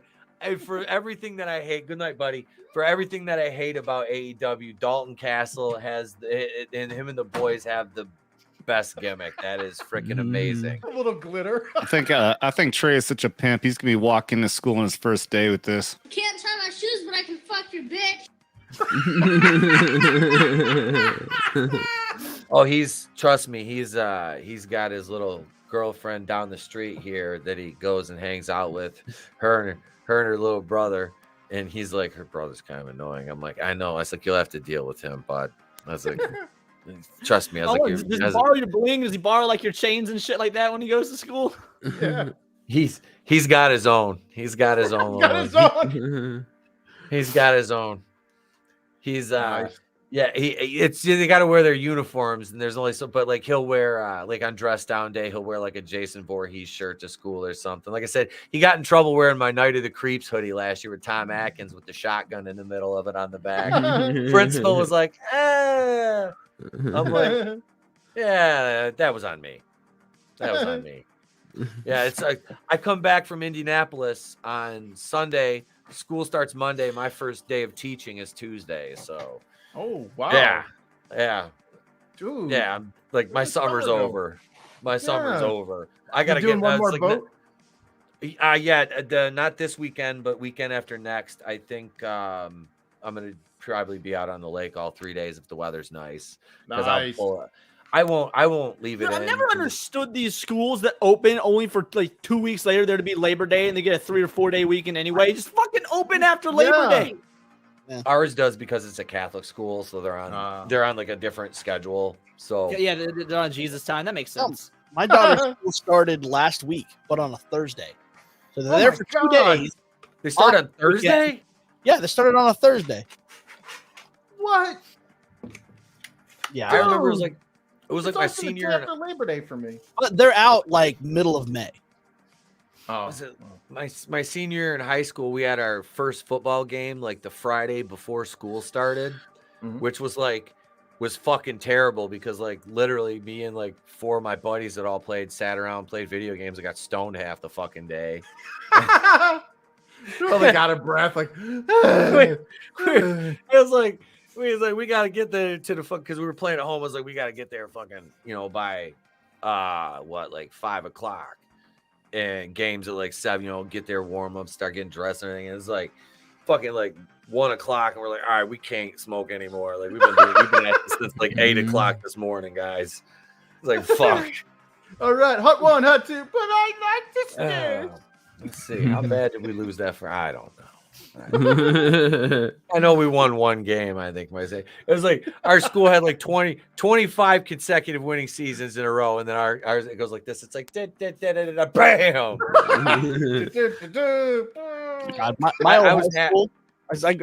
I graduated from the same high school that my daughters are going to.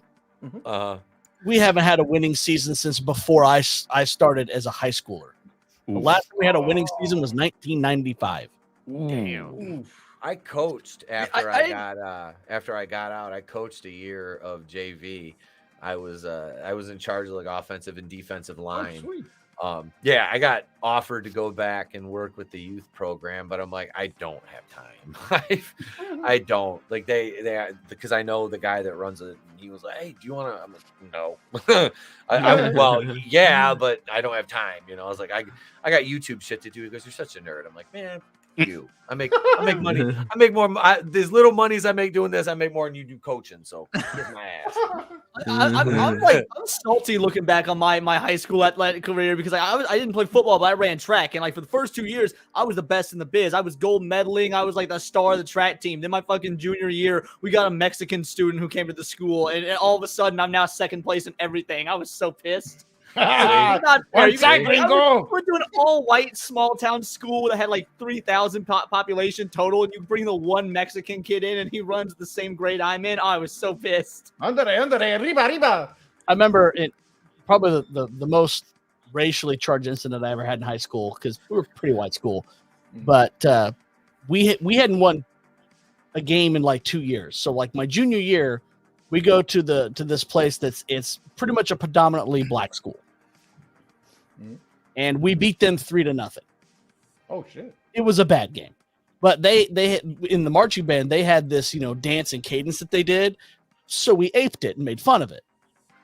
And then the cops had to escort us back to the buses because they were pretty sure we were all going to get jumped. Wow. Yeah, never relax. Oh my, that's like my mother-in-law played high school basketball. She was like on the first women's U of M basketball team, and she right back before trannies were allowed to play with them. Right, good old days. Yep, the good old days when women's sports were women's sports, and barely anybody watched them. Cared, but at least they didn't care for other reasons. Yeah, right? Like nobody watched them then. I mean, the only thing they watch now is like look, some women's wrestling. Look, I don't mind. I love women's wrestling. Same, but no.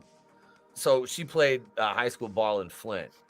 This is in the 60s, one of the only white girls, only white girl on the team, and she would have to have police escorts. She was like starting point guard. She'd have to have like escorts out of the buildings because they did not like little tiny, and she's like fucking barely 5 foot tall, like white girl out there just destroying these fucking black fucking Amazons, and she was good. Like I said, she played U of M.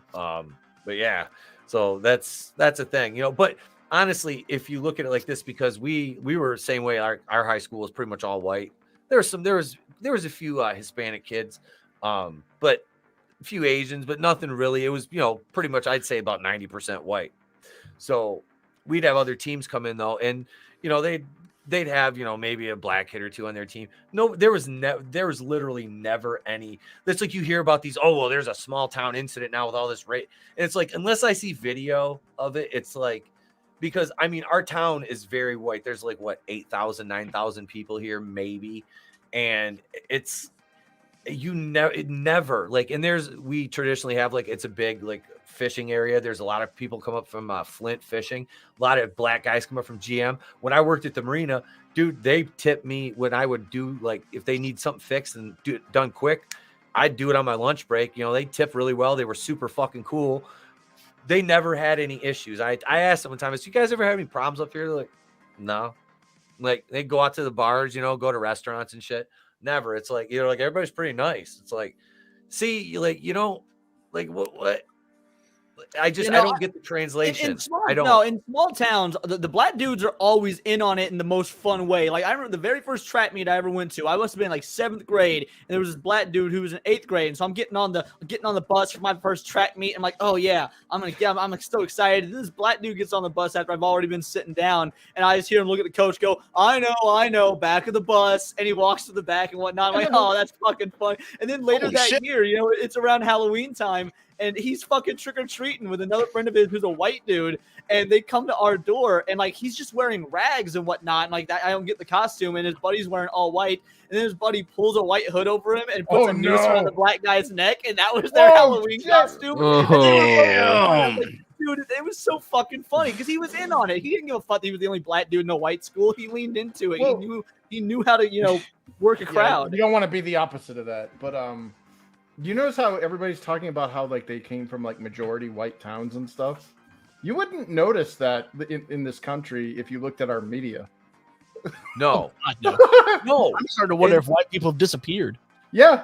Like there's no white people in our media anymore unless they're the villains or like the even only way we can notice white people is when they get sunburned. Yeah. Right. Even like I said, I was going through some threads on Facebook and even Twitter that are predominantly black and not at Black Twitter. But they were talking about advertising and literally the conversation was, do they not think that we get together anymore? Oh yeah. It's all mixed race. Like that's it. They're like, is everybody, they're like, nothing against our light skinned brothers and sisters, but do they not think that dark skinned folks get together anymore? Like, to be fair, black women are making it real hard for black men to be interested in them nowadays. Like, let's just call it what it is. Yeah, that airplane video. Ooh, you're not wrong. Kicking the seat. Oh, he's not lying, but he's right. Are you talking about Florida? Do I have the airplane gif on here? I have that one. I don't know if I have it on here though. I have it. Oh no. I have it somewhere.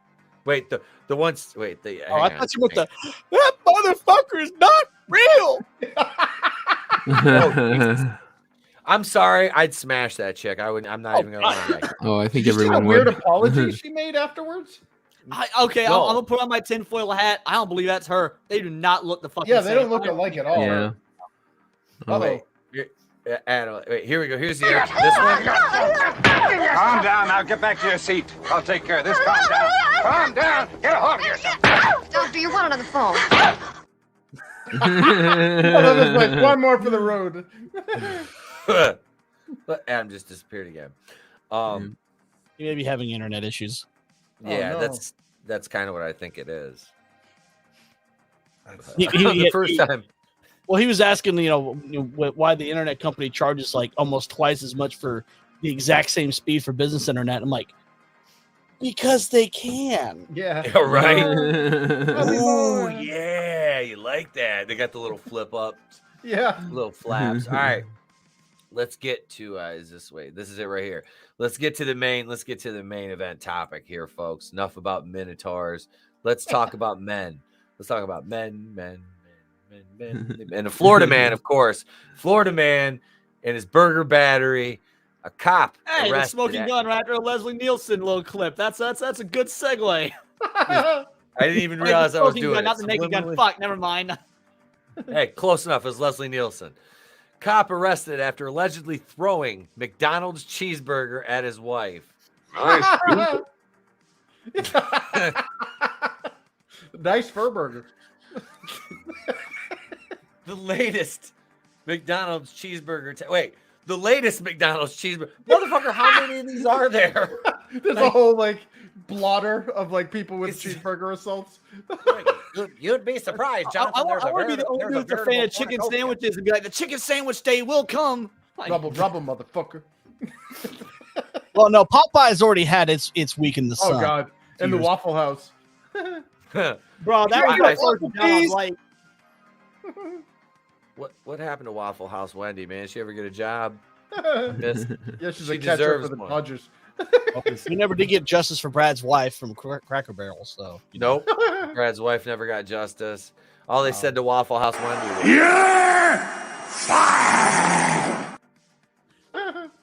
So I don't know. This guy, This guy kind of looks like the dude that hit his wife with a cheeseburger. I mean, I can see it. I don't think he was trying to hit his wife with a cheeseburger. I think that his wife was being real needy, and he saw that PETA ad, and he thought maybe she could use some, to calm her down. It looks like the love child of Joe Rogan and Vin Diesel. Yeah. It's all about family. Jamie, look it up. Oh my God. Jamie, I need to see that footage. Oh shit. Well, I mean, what if it was this guy was Johnny Sacks and his wife was Ginny? She's this big rhinoceros, and he catches her sneaking a cheeseburger. He's like, "You want the fucking cheeseburger? Here, take the fucking cheese!" And he's shoving it in your mouth. No, yeah. What do you make your chairs out of? Solid steel. She's a big girl. The last time I tried to give her a cheeseburger, she almost ate his hand. So he's all, I gotta do it from a distance. Did you guys ever see Hungry Potter? No.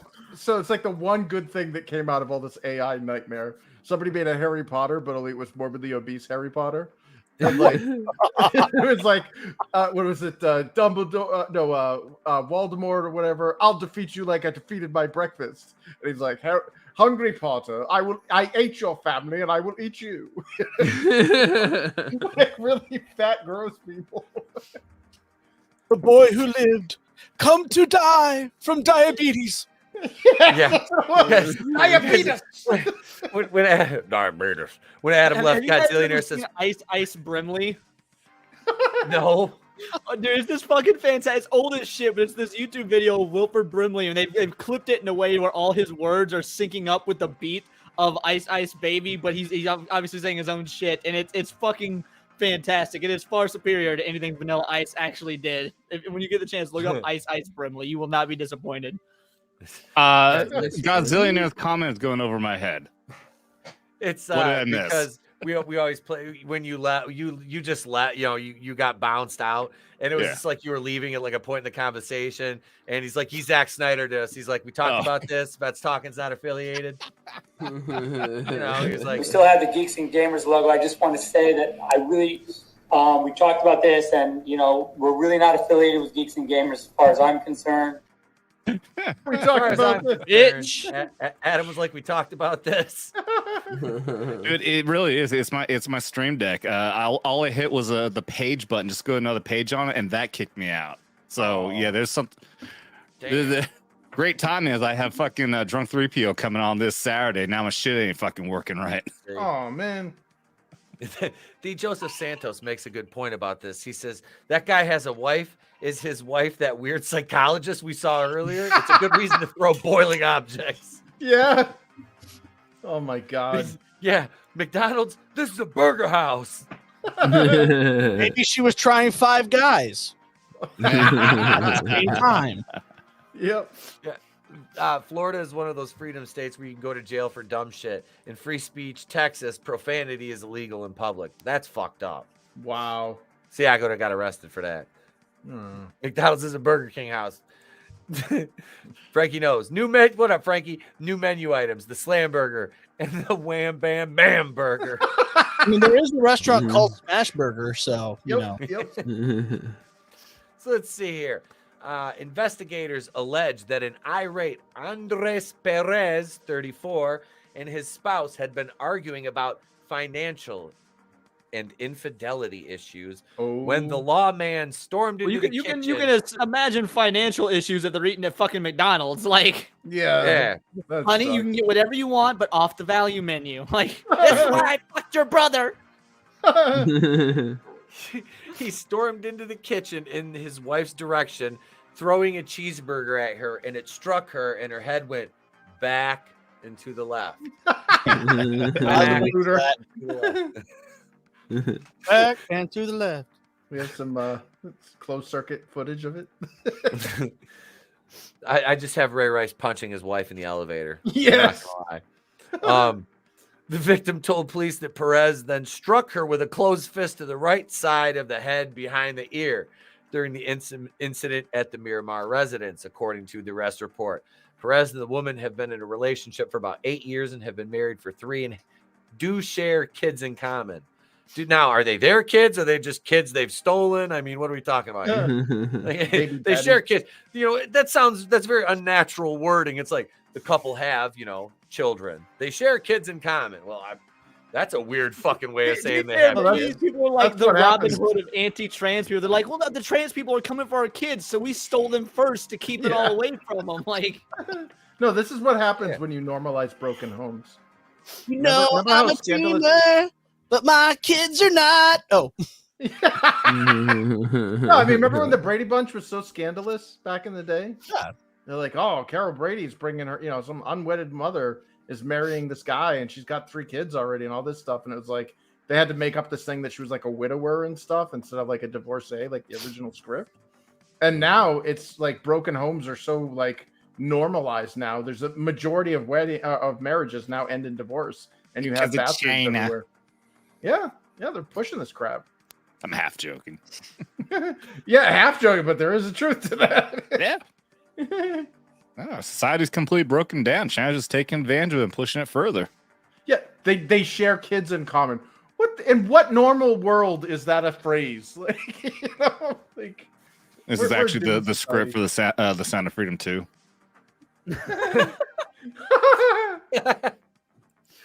He's got to save the kids from the cheeseburger wife beater. That's gonna be their first distraction. They have kids in common. Wait, are they their kids? I'm confused. Even the guy's like, I'm confused. Like, this is the first one that's actually confused me. Or do they have kids with common? Oh damn! She has kids. That's why I hit her with. That's why I hit her with a cheeseburger. Here, why don't you go back to common, bitch? Fucking hit her with a cheeseburger. Bust her upside her head. First of all, why you feed me at McDonald's anyway? Look at me. I'm a peak physical specimen. I look like motherfuckers say I look like Joe Rogan and Vin Diesel's love child, bitch. What's wrong with you? Oh shit. Oh, please, Bollywood YouTube boss, don't hurt our channel. Please, Bollywood YouTube daddy. Jesus. So here, Godzilla is nicknamed the Hamburglar. There's a cop in the streets, Hamburglar in the sheets. Like rubber, motherfucker.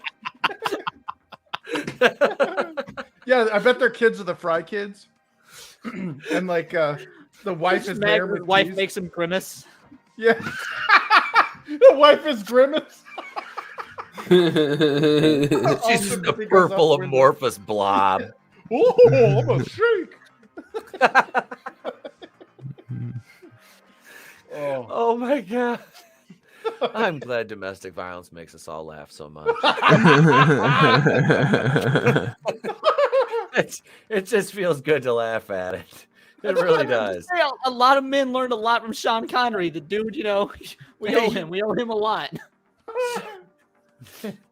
Right now, YouTube knock across the face.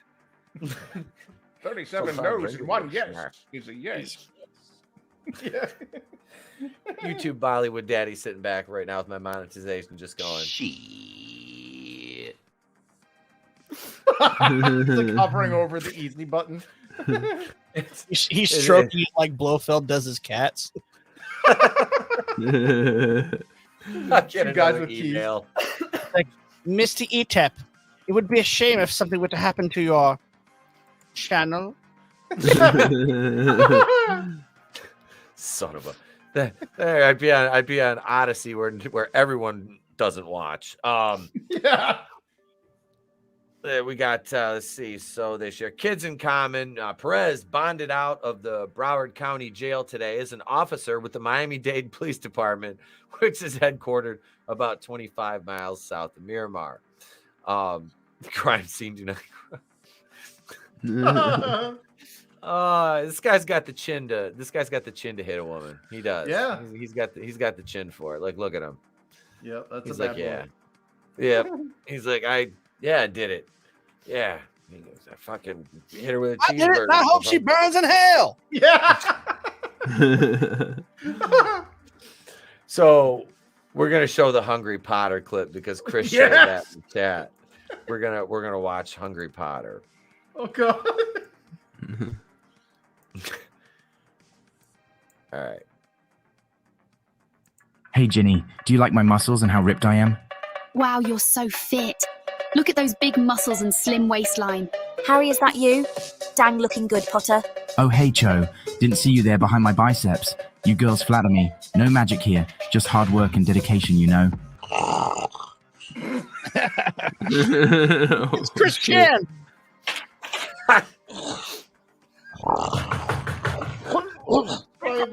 Now.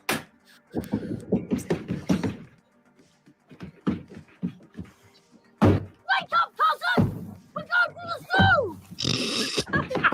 Dang it. A dream. Ugh, where are those chocolate frogs? It does not do to dwell on dessert and forget to eat. Ron Greasley. Draco mouthful. Draco mouthful. Hermione. Hermione Grazer. Tagus.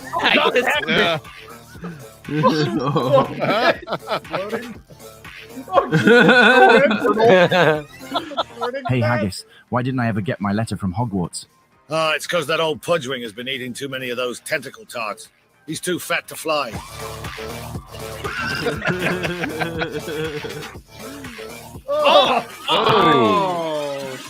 Fatty Mort, I'll defeat you like I defeated my breakfast. Ah, hungry Potter. First I ate your parents, and now I'm going to eat you. You must not be allowed at the buffet. Yeah, that was so great, but so wrong. You know, if the Hogwarts Legacy game looked like that, games journalists would have called it empowering. Yeah. Brave, stunning and brave. Oh shit.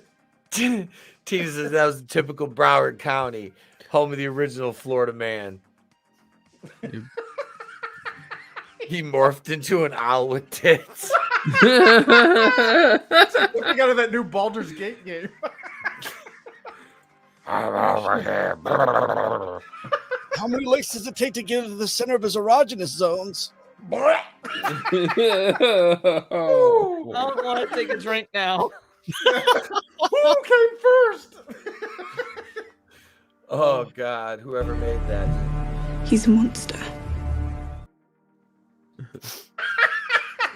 He who's not allowed at the buffet.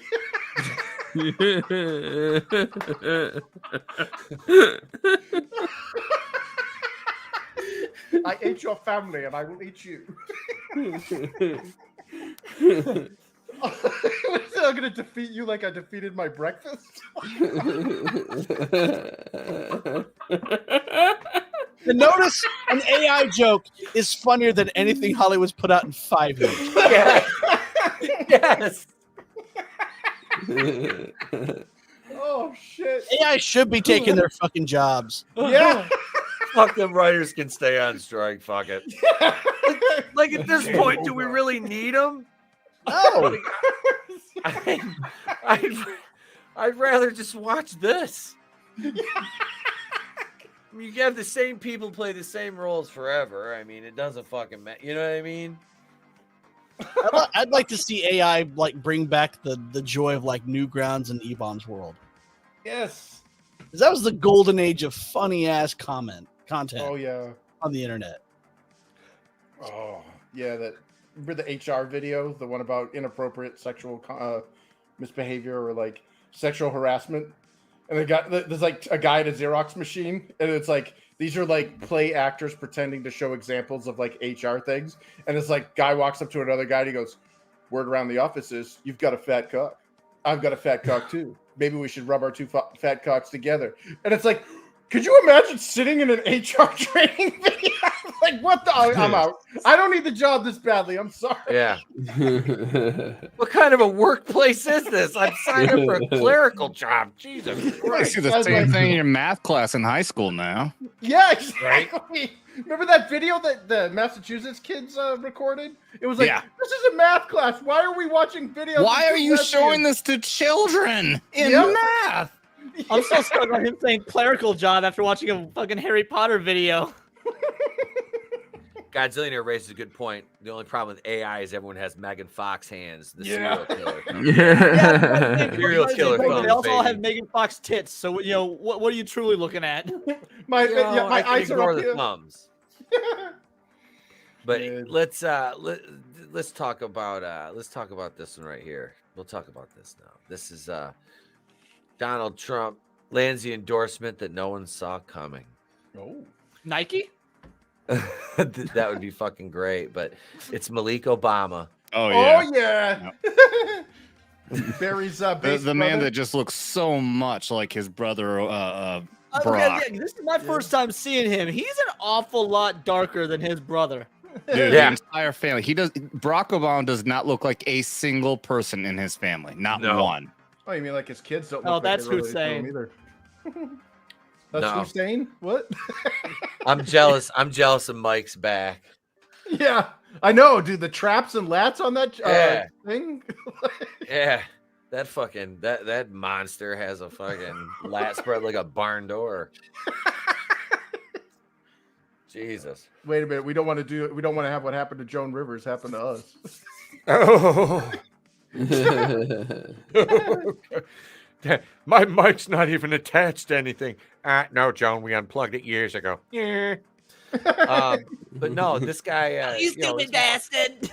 Malik Obama has endorsed Donald Trump for president. You can call him President Trump. It's okay. President. Yeah, you know. He's president for life. He's endorsed President Trump. He says he's visited the White House multiple times each year when his brother was in office, but they haven't spoken in some time. I don't get along with him, Malik said of his brother. I think he's a big disappointment to me because he's not the same person he used to be that when we were together. It seems like once he became a big shot, it got to his head, and now he thinks he's a god. And he's gay. Yes. In a caption, he wrote on Twitter, Malik wrote F Biden while wearing a hat with the same message. Nice. And he also supported Trump in 2016. This looks trending. Records reveal how much money Fauci pulled in during COVID. Oh, God, I made so much money. That monster. I wore the hat because Gary had it. You know, Sloppy Joe. He's not a fan of mine. I'm not a Democrat. I'm Republican. Malik Obama told Breitbart News. Wow, this guy Jesus. Based Malik Obama. Dude, yeah, I bet a You know, you conversation. can tell that this black man is Republican because he can afford to have nice stuff in his house and his background here. So you know he's got a job. He actually works. Yeah. I bet you the smoke detector doesn't beep in his house. Beep, beep. No, I bet the first thing he said and why him and his brother are estranged is because he sat down one day with, "Why are you gay?" Your wife is transgender. Your wife has a bigger penis than you. And he was like, "Wait, hang on. Now, let me be clear. Michelle's penis size is adequate for her transition. Taking that estrogen, and it has shrunk. Let me see if I can hit this button and not kick me from the stream. Why are you gay? All right, cool. Dude, I've seen that. I've seen Michael walking the dinosaur. There's videos of that sucker flopping around there. Listen. Now listen. I didn't do it. Look, that man is not my. He doesn't speak for me. He doesn't speak for my husband, Mike. Big Mike. The action figure. What were you saying, CJ? Is that the Dermy button? The Dermy button? Yeah. That's the Dermy button. That bomber. And of course, this one's also the Dermy button.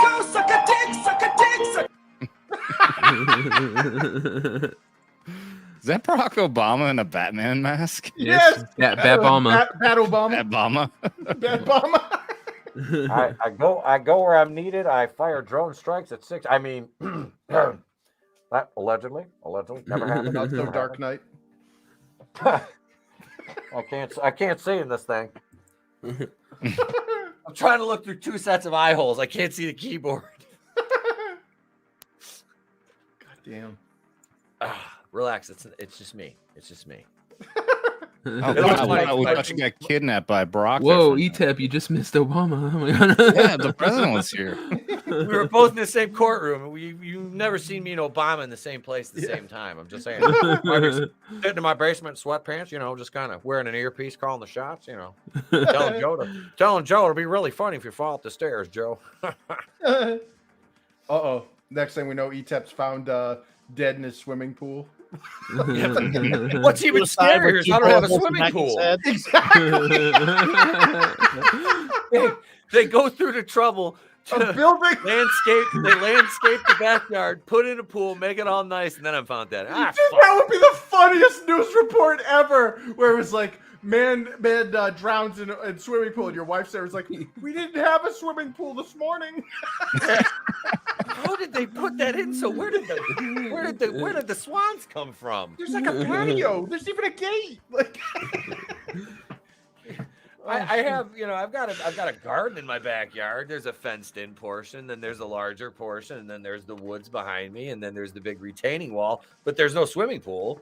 Yeah, it's all gone and just replaced by a pool. It is. It's just there's a big pool there now. I'm like, oh sweet, the pool.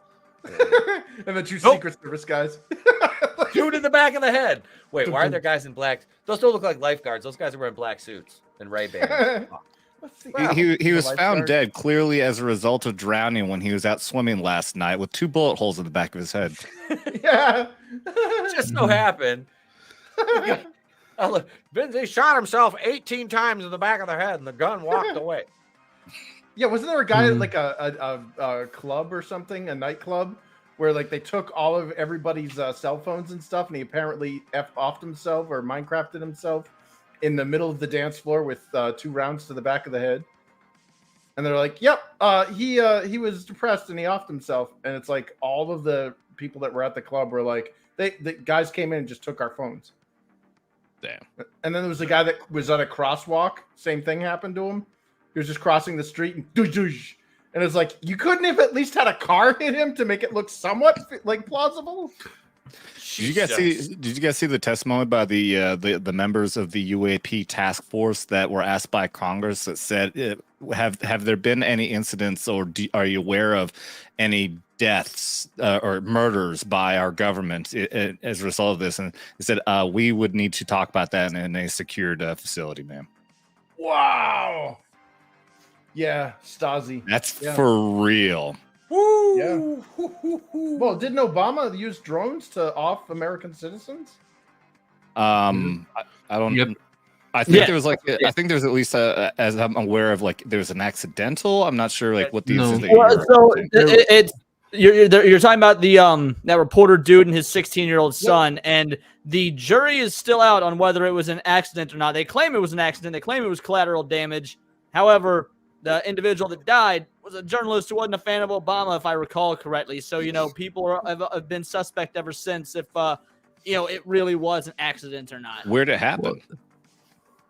Somewhere in the Middle East, but I don't know what country. I have to look it up. 1 sec. Obviously, in this scenario, we're talking about like people like men in black or whatever killing people stateside and whatnot. Yeah, not an American soil, dude. The moment we get drone strikes on American soil, it's all over. We're at war. Oh, dude, it's already all over with all the operations they're fucking running right now. I mean, we're already in a fucking full on. We're not a republic anymore. We're in a banana republic in a police state. It's full on police state right now, especially with everything that's happening to Trump. It's fucking done right now. Yeah, but it can come back. That's the thing.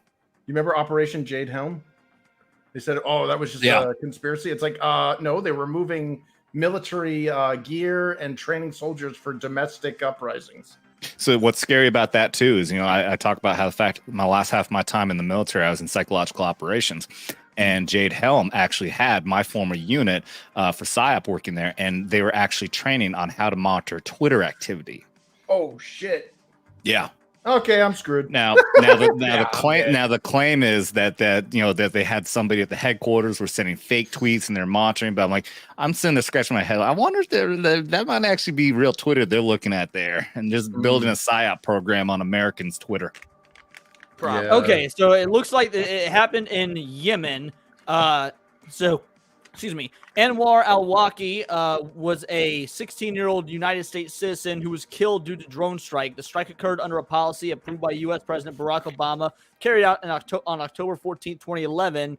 Anwar al-Awlaki was alleged to be operational leader of al-Qaeda in the Arabian Peninsula. His father was accused of being an operational leader in the Arabian Peninsula, and Anwar was killed by a CIA drone strike, also ordered by Obama 2 weeks prior to the killing of his son. So basically, a drone strike killed his father 2 weeks prior, and then 2 weeks later, a drone strike just happened to kill his son, who was a U.S. citizen. Oh, damn. Yeah, that's fucked. Yeah, that's fucked. That's a personal vendetta. That's like the Bruce Lee stuff. Got to take out the father and the son. Right. Yeah, well, to lighten the mood, I do have a joke for everyone. Absolutely. Okay. I mean, whoa. What's funnier than 16-year-old kids dying? That's already pretty lighthearted. So an Israeli doctor says in Israel, medicine is so advanced that we've cut off a man's testicles, put them on another man, and in 6 weeks, he's looking for work. The German doctor says, that's nothing. In Germany, we take part of the brain, put it in another man, and in 4 weeks, he is looking for work. The Russian doctor says, gentlemen, we take half of heart from man, put it in other man's chest, and in 2 weeks, he's looking for work. The Canadian doctor says, you're all behind us. 4 years ago, we took a man with no heart, no brain, and no balls and made him prime minister. Now the whole country's looking for work. Bravo, Castro Jr. Justin Castro, you said everybody. Canada, I thought you were gonna go into like some sort of suicide joke. So that was a good misdirection there. Well done, sir.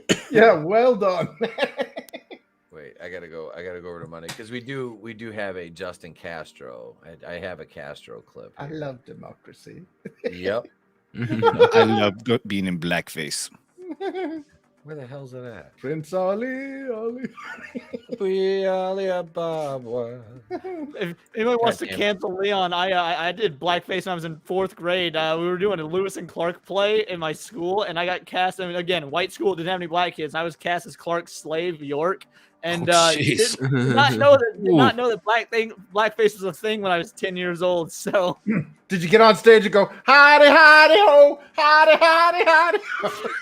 No, but that's the last we ever heard of from Leon, everybody. That was my character. I did do a Mr. T impression, so I was like, Master Clark, like, yeah, up in your poo.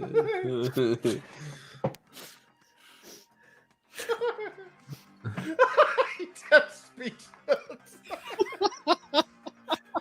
Oh, no, they gotta make a Zero for me, dog.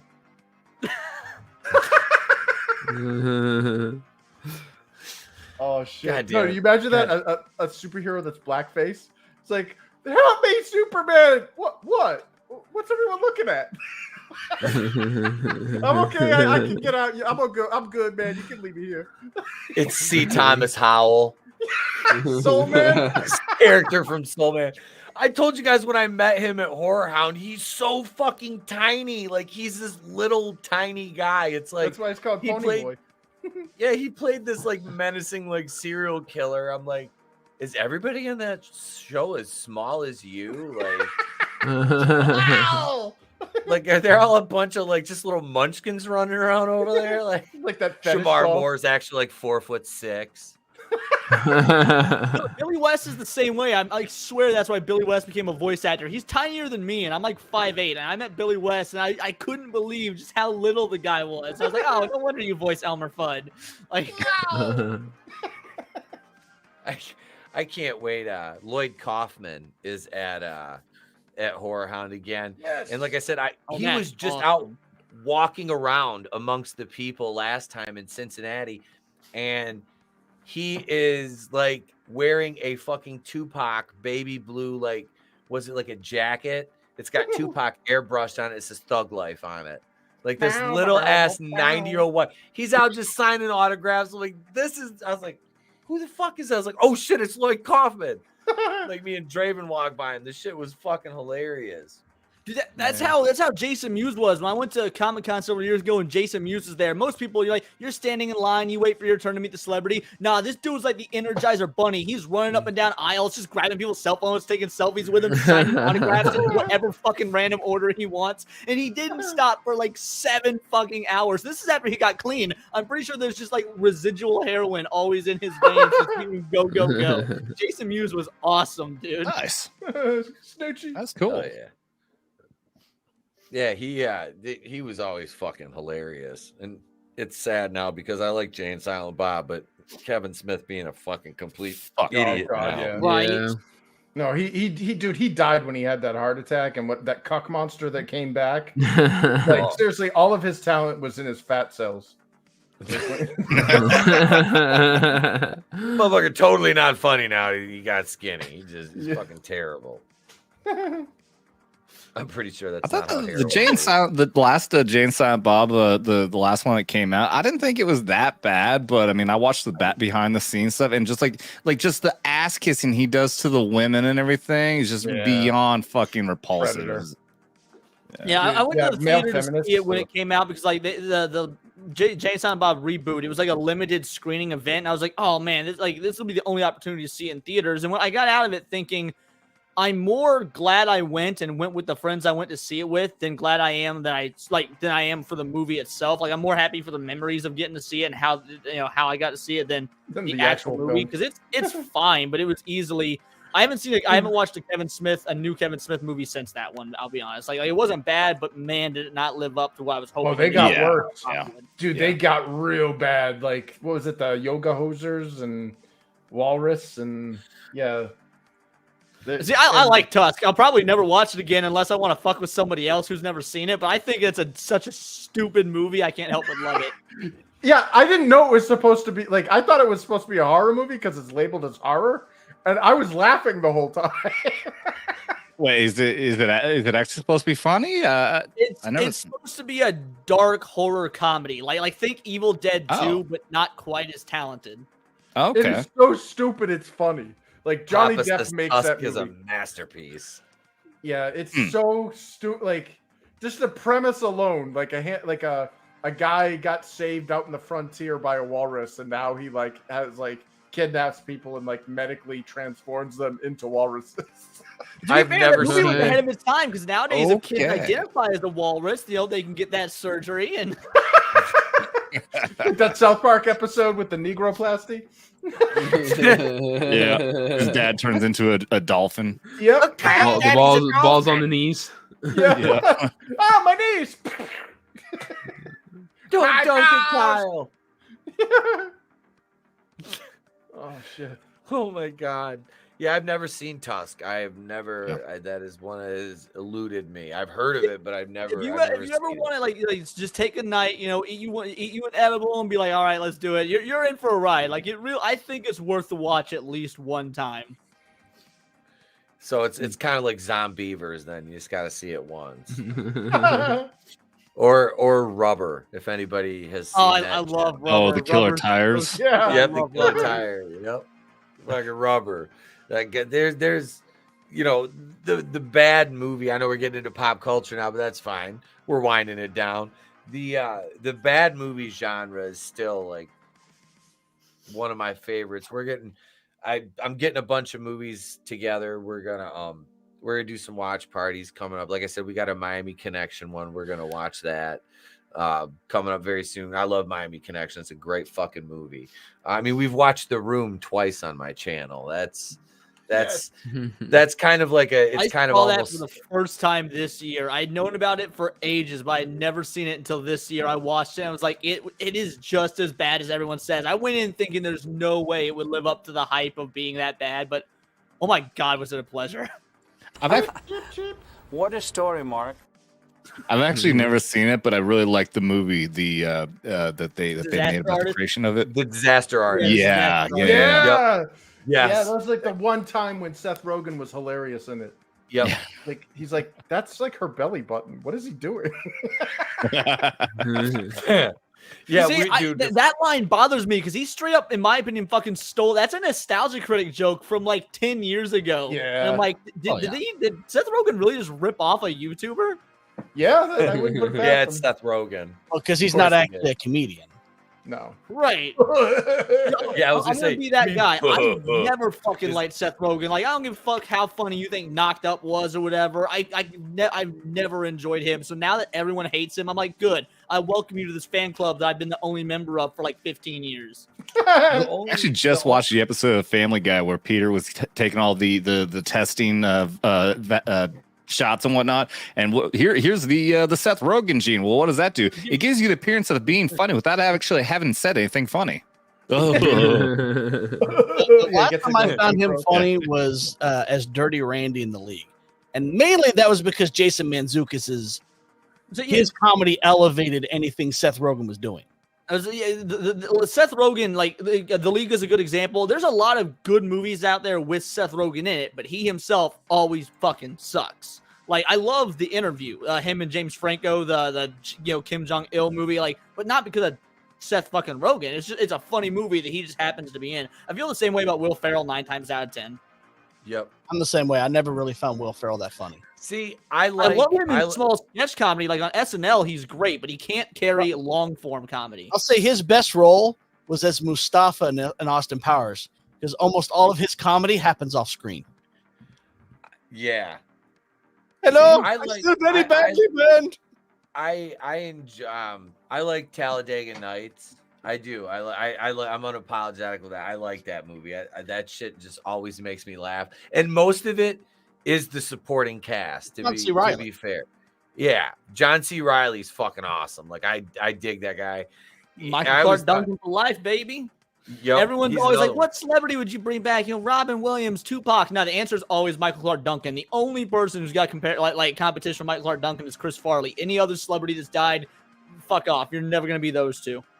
Yeah, Chris Farley, that was a fucking loss. I just showed my son Tommy Boy for the first time. I'm going to show my age here, like how much younger I am than all of you guys. But my earliest memory is either him or Princess Diana dying. They happened around the same time, so I don't know which is first. My earliest memory is the news breaking of Chris Farley and Princess Diana's death. Yeah, Diana. I remember. I was in shit. That happened. Was it 97? I was like a senior in high school, I think. Yeah, I was in high school. Yeah, I was like, remember when Phil Hartman's psycho wife took him out? Yeah, 12 gauge. Boom. Oh, John Candy, that one hurt. John Candy. Oh yeah, dude, that sucked. Yep. Yeah, that was everyone's uncle. That was Canada's greatest export. Yeah. Dude, Uncle Buck is still to this day. I just watched Uncle Buck again, like for the first time in years, like 2 weeks ago. I need to. I'm gonna buy that one on Blu-ray. Dude. That's one I need to own a physical copy. Copy. No, there is a Planes, Trains, and Automobile Blu-ray special that has an additional amount of footage, and it's a lot. And that's a tradition in my family for like Thanksgiving. Every year we watch that. Apparently, it's in home Thanksgiving movie, like on Thanksgiving, around the Thanksgiving season, you watch the Peanut special, you watch Planes, Trains, and Automobiles, and you listen to fucking Adam Sandler do his Thanksgiving song. Like that's how you do Thanksgiving.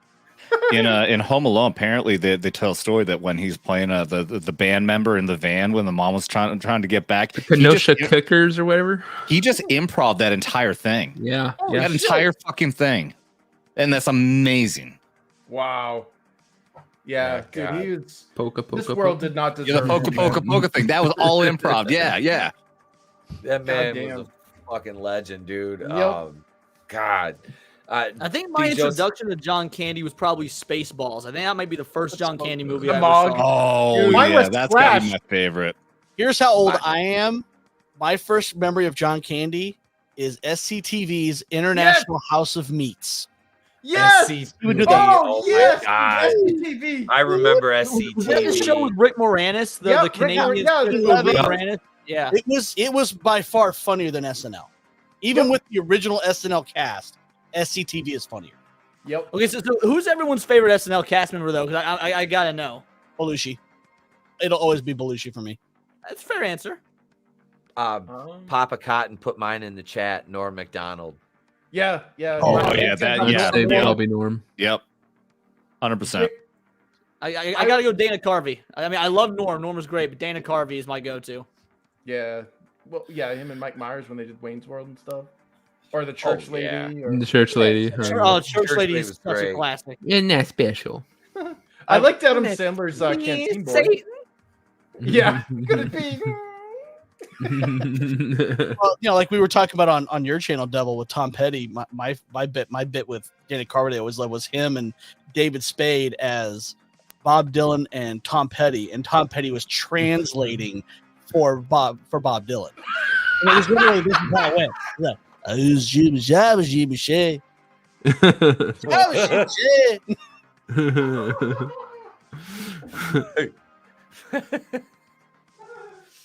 Fucking translating, chopping. Dana Carvey is still alive. Yeah. Yep. Did you ever actually see his solo show, the Dana Carvey Show? Oh no. It was. There's a great documentary. I think it's on Hulu about it. He sued SNL over that show. Oh yeah. Really? Yeah, because he was using characters like the Church Lady and whatnot on his show because he created them and he had the rights, and SNL tried. I guess SNL tried to sue him for using those characters, and he took a lawsuit to be like, no, these are mine. I can take them in my show, and he won. He was given all rights to those characters. That way he could continue to use them and whatnot. Damn. Yep. Jesus. Yeah. Well, good. That's the problem with shows like that, though. They take, like stuff like that, and then, well, that's art. Well, no, he created that. That's technically his. Yeah.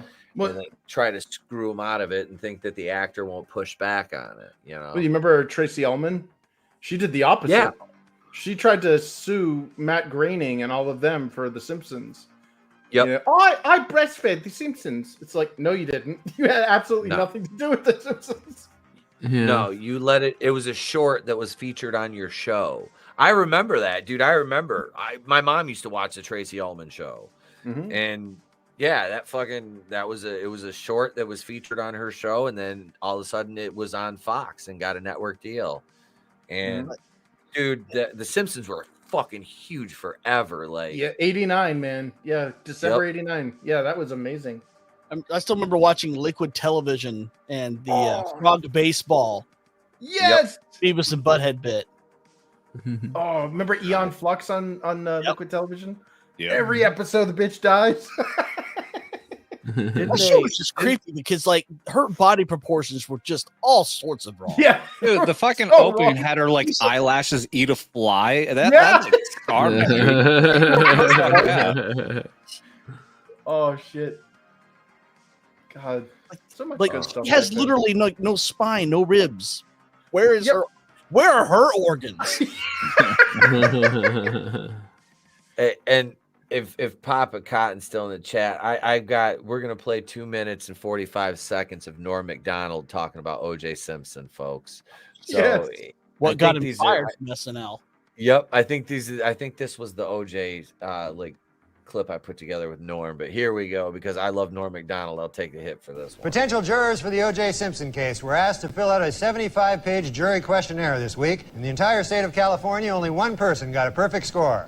Xiao Ming Wu, who after the trial plans to attend Caltech. By the way, you can now purchase a bronze statue of the Juice for only $3,395. And for an even $5,000, you can buy one that Al Cowlings has kissed the ass of.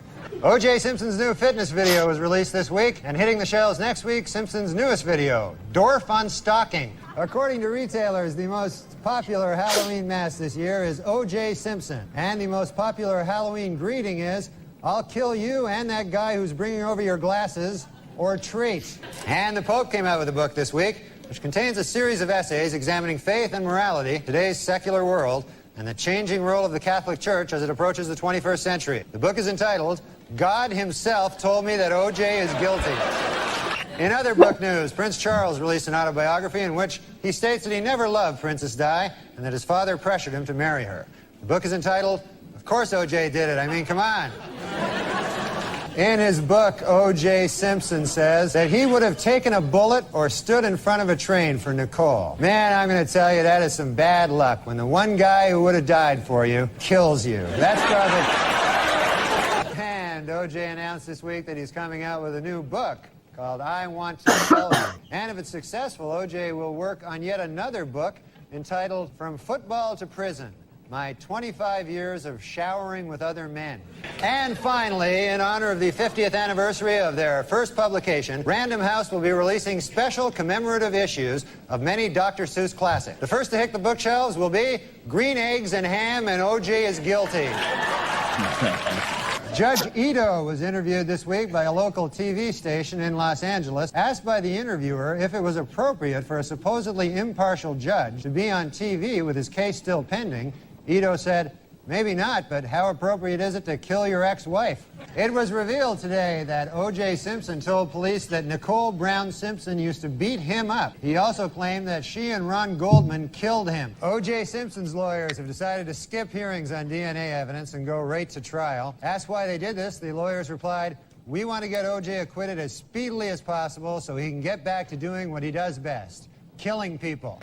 Well, O.J. Simpson's lawyers stopped feuding this week, finally. The Dream Team, F. Lee Bailey and Robert Shapiro, were able to put aside their differences and express their admiration for each other after O.J. threatened to cut their heads off. The most brutal comedy in the world. Oh my God. Those weekend updates were just such gold with him. Yep. Oh yeah. That was the best. Hail Tolbat. Welcome. Yeah, that'll get claimed. That's okay. I'll just trim it out in post. That's fine. We'll fix it in post, as the kids say. But no, Norm was fucking gold, man. That best dry delivery, and just I love how he sits there and just waits for it to marinate. And then, it's just the guy's fucking was gold. When he was on the View accusing the Clintons of murdering people, he's like, it's like the Clintons have murdered someone. No, you can't say it. You can't say that. You can't say that. There's like someone along. He's like sitting there patiently as they're like chattering away, and goes, I thought this was common knowledge. The Clintons killed somebody. No, you can't say that. I'm gonna, hot takes, man. I love Norm. I think Norm is, was the greatest of all time when it comes to stand up. When it comes to being an update host, I think Dennis Miller is the best update host. And I love Dennis Miller. Good. Dennis Miller is one of my favorite comedians, if not my favorite of all time. But still, I did love his weekend update segments. But Norm, for me, just God, he hit the beats. And like I said, I've seen Dennis Miller live. I've seen him. Nice. Yeah, that was a birthday present from my mom. I think for like my 26th or 7th birthday, she got me tickets to go see him at a casino. But yeah, Norm Macdonald, just I don't know, man. Can we all agree that Chevy Chase is overrated as shit? At least, like, yes, yeah, Fair. yeah. He's got some funny movies, but like, I don't know. I wouldn't put him up there in the transcendent like comedy actors from like the 80s. I mean, he's funny. Don't get me wrong. Like National Lampoon's, yeah, it's a funny movie. Christmas Vacation is a fucking classic. But I mean, John Candy, Aykroyd, Steve Martin, they've got a lot more, in the I got to see catalog. Steve Martin a couple years ago. Him and Martin short were on tour, and that was awesome. Oh my god, damn, some legends. And Steve Martin has one of my favorite. I don't know why I've always found this joke so funny, but his opening joke. Not at the tour I went, but it's like an old school one of his opening jokes. He's like, I always like to start my show off with doing something impossible, so I'm gonna suck this stool into my lungs with this straw. And he goes to do it, and he's just, oh, fuck this, like, because he can't, obviously he can't do it. I don't know, it's such a great dumb little opening bit. Wait, Figure Drawing says this appearance on Conan is classic. Norm Macdonald and Courtney Thorne Smith.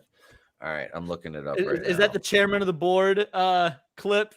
I don't remember. I think I know which one he's talking about. And I think so too. God, there's another legend right there, Conan O'Brien. When he left writing, without a doubt, best nighttime host. Well, when he left The Simpsons as a writer, you could feel it. Like The Simpsons changed. He was one of the best on that writing team. You can say the same for his work on SNL. Yeah, agreed. Yeah, like the '90s, the late '90s was Conan's era. Him coming out as Right Said Fred during the PRMC hearings or PRMC hearings. Like they had the lesser known musicians that were coming up, and like Tracy Morgan was the guy from Cameo, and he literally said word up the entire time. Word up. I think it was you, Etep. You posted a meme. It's probably the funniest meme I've seen in like 3 years. It was just Milli Vanilli looking all pissed off, and it was like, when you find out that kids on TikTok today are making millions from lip syncing. Yep, That's a good one. That was on the community tab. Bill Murray. Frankie says, I love that Bill Murray punched Chevy Chase in the face. Yes. Bill Murray's I neglected to mention Bill Murray. That is another 70s, 80s legend right there. Into the 90s. Yeah. And Ghostbusters is I love one of my favorite movies. Dude, you go up in Trey's walk-in toy closet outside his bedroom, and the entire top shelf is all the firehouse and all the figures and the ghosts and shit. The Ecto one is inside, the doors are open. Oh, that's great. He's got him the real Ghostbusters, like a 11 by 17 vinyl print of it, and then he's got the big Ghostbusters, the original movie poster in his room. Yeah, he loves that. The first and the second one, Afterlife, he really enjoyed. We took him to the theater to see that one. I'm looking forward to the fourth one. Was it Firehouse or whatever? When that eventually, it was supposed to come out this December. They'll push that back, but that'll be one I'll honestly go to see. Oh, absolutely. I enjoyed Afterlife. Especially, it hits you, you get the feels. I think they did a fantastic job bringing the crew back, and it was really well done when they showed Egon as a ghost. They did a great job with that, man. It's amazing what happens. You just respect your fans when you make fucking legacy sequels. It's incredible. That was exactly what happened. And the kids in that movie were not insufferable. No, I love them all. Yeah, I thought I was going to hate the granddaughter. She was. If you had told me that was Harold Ramis's actual fucking granddaughter, I would believe you in a heartbeat. And I'm not a fan of the girls placing the white established male heroes, but she nailed it, man. She got my respect. Yeah, there's no wokeness to it. It wasn't because she was a female or anything like that. It was she's just a great, well written character and a great fucking actress. She nailed that. Yeah, autism, perfect. Yeah. All of those. I usually hate child actors, but like ever since Stranger Things, man, they somehow found the formula, because I like the Stranger Things kids and I liked the Ghostbusters Afterlife kids, and obviously Finn Wolfhard's in both of them, but like I liked all of those characters. I want to see what they're going to pass the torch to when they go to New York at the end credits there. I'm looking forward to it. And Yeah, that's like I said, that's one I'm looking forward to. It is. And with that, folks, we're gonna end it here. I'm gonna go around and let everybody telling where they can find them at. Everybody's links are in the description, including our guest Leon from Words of Paradise. Yes, I am Leon from Words of Paradise. If you guys enjoy pop culture through a bit of a political lens, then you will enjoy my channel. I do 2 videos a day, almost every day, and it's not right or left. I think that both sides should stay out of nerd culture. So while most of the time you are going to see me just railing against the left because they're the ones who usually are the ones trying to ruin the things we love, anytime Matt Walsh decides to poke his head up and say some dumb shit about comic book heroes, you know your boy's going to be there to smack that right down as well. So if you enjoy people keeping politics out of nerd culture, but also making fun of politics and some of the moronic stuff that's going on in nerd culture, you will definitely love my channel. And I do stream myself every Monday at 3 o'clock Central Standard Time. A rotating panel of guests. Etep has been on. I'm hoping to get an opportunity to have some of the other boys from this channel on as well. And other than that, check out Words of Paradise. We're moving up. We're almost 1,400 subs, like 25 away. So just building it up. So feel free to check out the channel. And thanks, Emil, for having me on. It's always a blast when I get to come on here because uncensored comedy is the best comedy. Yes, sir. Thank you for being a guest again, brother. Appreciate it as always, man. Go over to Mr. CJP next. Yes, I am CJP. You can find me on my channel at Forgotten One Music on both YouTube and Rumble. I've got my show is normally on Thursday nights, but I did have to move it to Friday night due to scheduling. So on Friday at 7 p.m. Central, I've got 32 Flavors of Nick Weiser's going to join me. And we're just going to have a little spinwag about classic metal. Sweet. Hell yeah, man. That's going to be good. Thanks for being on. on. You can also find me on Saturdays at 3 p.m. Central on the Legion of Memers meme stream that Adam sometimes shows up to when he's feeling saucy. Thank you for having me on, brother. This is always a blast. Good to have you as always, sir. Go over to Devil Made Me Do It next. Hey, Devil Made Me Do It. Now like 3 on the Twitters. Go subscribe to Beelzehub on YouTube and check out Get Ranked every Sunday. This week it is board games. We're ranking board games. Oh, sweet. Nice. Which I will be on. Yep. Awesome. Hell yeah. Excellent, man. Thank you for being here, brother.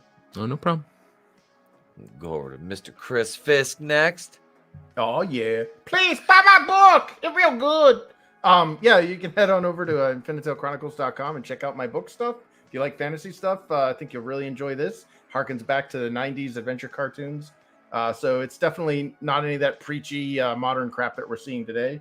And in a few moments, I'll probably be over on AngelousDraven's stream, streaming Wednesday Night Dynamite AEW. So hop on over. I'll try to find a link for you. And thanks for having me, Etep. Absolutely, brother. Absolutely. And Mr. Adam. As I said earlier, at some point tomorrow, probably pretty early, Vets Talking will be hitting 10,000 subscribers. Once again, a great, huge thanks to you, Etep, for helping out with all that, for helping me get my start here. So this Saturday, we will be celebrating with Jed, the Hollywood Scholar, X-Wing, and the one and only Jay, Drunk 3PO, as I have right up here. It's not going to look too pandering with him up there, and I'm probably going to have one of his T-shirts coming in the mail here. So I'll look like a bit of a Jay simp, and that's all right. I'm okay with that. So you guys can check that out. Obviously hop back and forth because I don't want you guys to miss out on Etep's show also. But also Thursdays are also our political show, Knife Hands. Don't miss that tomorrow. Last week we had a great, or actually the last 2 weeks we had a great time. One of our guys who has experience working in legislation, he understands indictments and all that. So he broke down the last indictment really well. He's going to do it once again tomorrow. He's going to break down this bullshit, absolute clown show of an indictment that just happened on Donald Trump, and we're going to get good and fucking pissed off about it. So come check that out. Thank you, everybody, for being here. Thank you again for Pete having me here. I look forward to next Wednesday and every other Wednesday. Always remember, you can check out Vets Talk, drop the G, and you'll find me. Thank you, guys. Thank you for being here, Adam, and congratulations. Don't worry about my stream Saturday. We're taking the weekend off. Oh shit! Everyone come to Vets Talking. Yep, Yeah. We'll be down. We'll be down in Indianapolis Thursday night, checking into the suite down there. Getting ready for the convention on Friday. Going Friday morning, go get a nice massage. Get right frame of mind. Go to the cigar. We got a few lounges to check out. Cigar bar. Going to St. Elmo's. I'm looking forward to that. Like I said, I got a new suit for that. Got the plaid suit for that. Got the 3-piece. It's gonna be fun. But don't think I'm not gonna have videos coming out, folks. I got 6 videos to edit between tomorrow morning and when I leave tomorrow afternoon. So yeah, there'll be videos coming out all weekend through Monday. And we'll be back Monday night with Going In Raw. Wednesday, Holy Shit News. Next Saturday night's main event is back, even if I'm drunk coming off the boat. And then we will be watching, I'm going to be on the Legion of Memers stream. They're doing the, I think it's the 26th, anniversary stream. Yep. I got contacted about doing that, and absolutely I would be honored to be a guest on that. So yeah, I'll be over there. And yeah, I got a lot of shit in the hopper. You guys know I'm always fucking working. But yeah, you expect a lot of shorts. We'll be hanging out with the WCBS crew. Draven will be there. Pop, Shawhan, Tim Possible, Runner will be there. Nice. Yeah, we're gonna have some fun. So check us out. Like I said, keep an eye on the community tab and the fucking shorts this weekend. And like I said, we'll put a few. I shot some footage today, leaving my parents' house, driving back to my place. I'm gonna edit together like the Sopranos intro. So I'm just something I'm gonna putz around with. So I'm gonna fuck around and do that. And yeah, we got a bunch of videos and shit coming out, gang. Subscribe to everybody on this panel. Thank you, everybody in the chat. I said I would name the channel members. I got to do that real quick. Chris, if you got a dip, I understand. I'll be over there in a few minutes. I got to get something to eat before I bounce over to Draven's. But I want to thank the channel members here real quick. Let's see. And thank you, JB, for that $20 super chat tonight. Appreciate you, brother. Yeah. Oh, shit. Let's see. So we got Scrambles the Death Dealer, Keely Chow, Tollbat, Brutal Morningwood, James Knox, Rugo Better, Superfan Adam Shawhan, Sean Estep, Hicksville and JB, Bad Take Bojan, Nelson the Psychopath, Jason Holt, Kelly Was, Godzillionaire, Chris Wicks, Glinzer, monoTony, Mr. Gregory, Judas Goat Barbecue, Draven, Normie, Frog G, Tommy the Guinea Pig Collective, and Manliness and Motivation. Thank you, all my channel members. Appreciate you guys out there.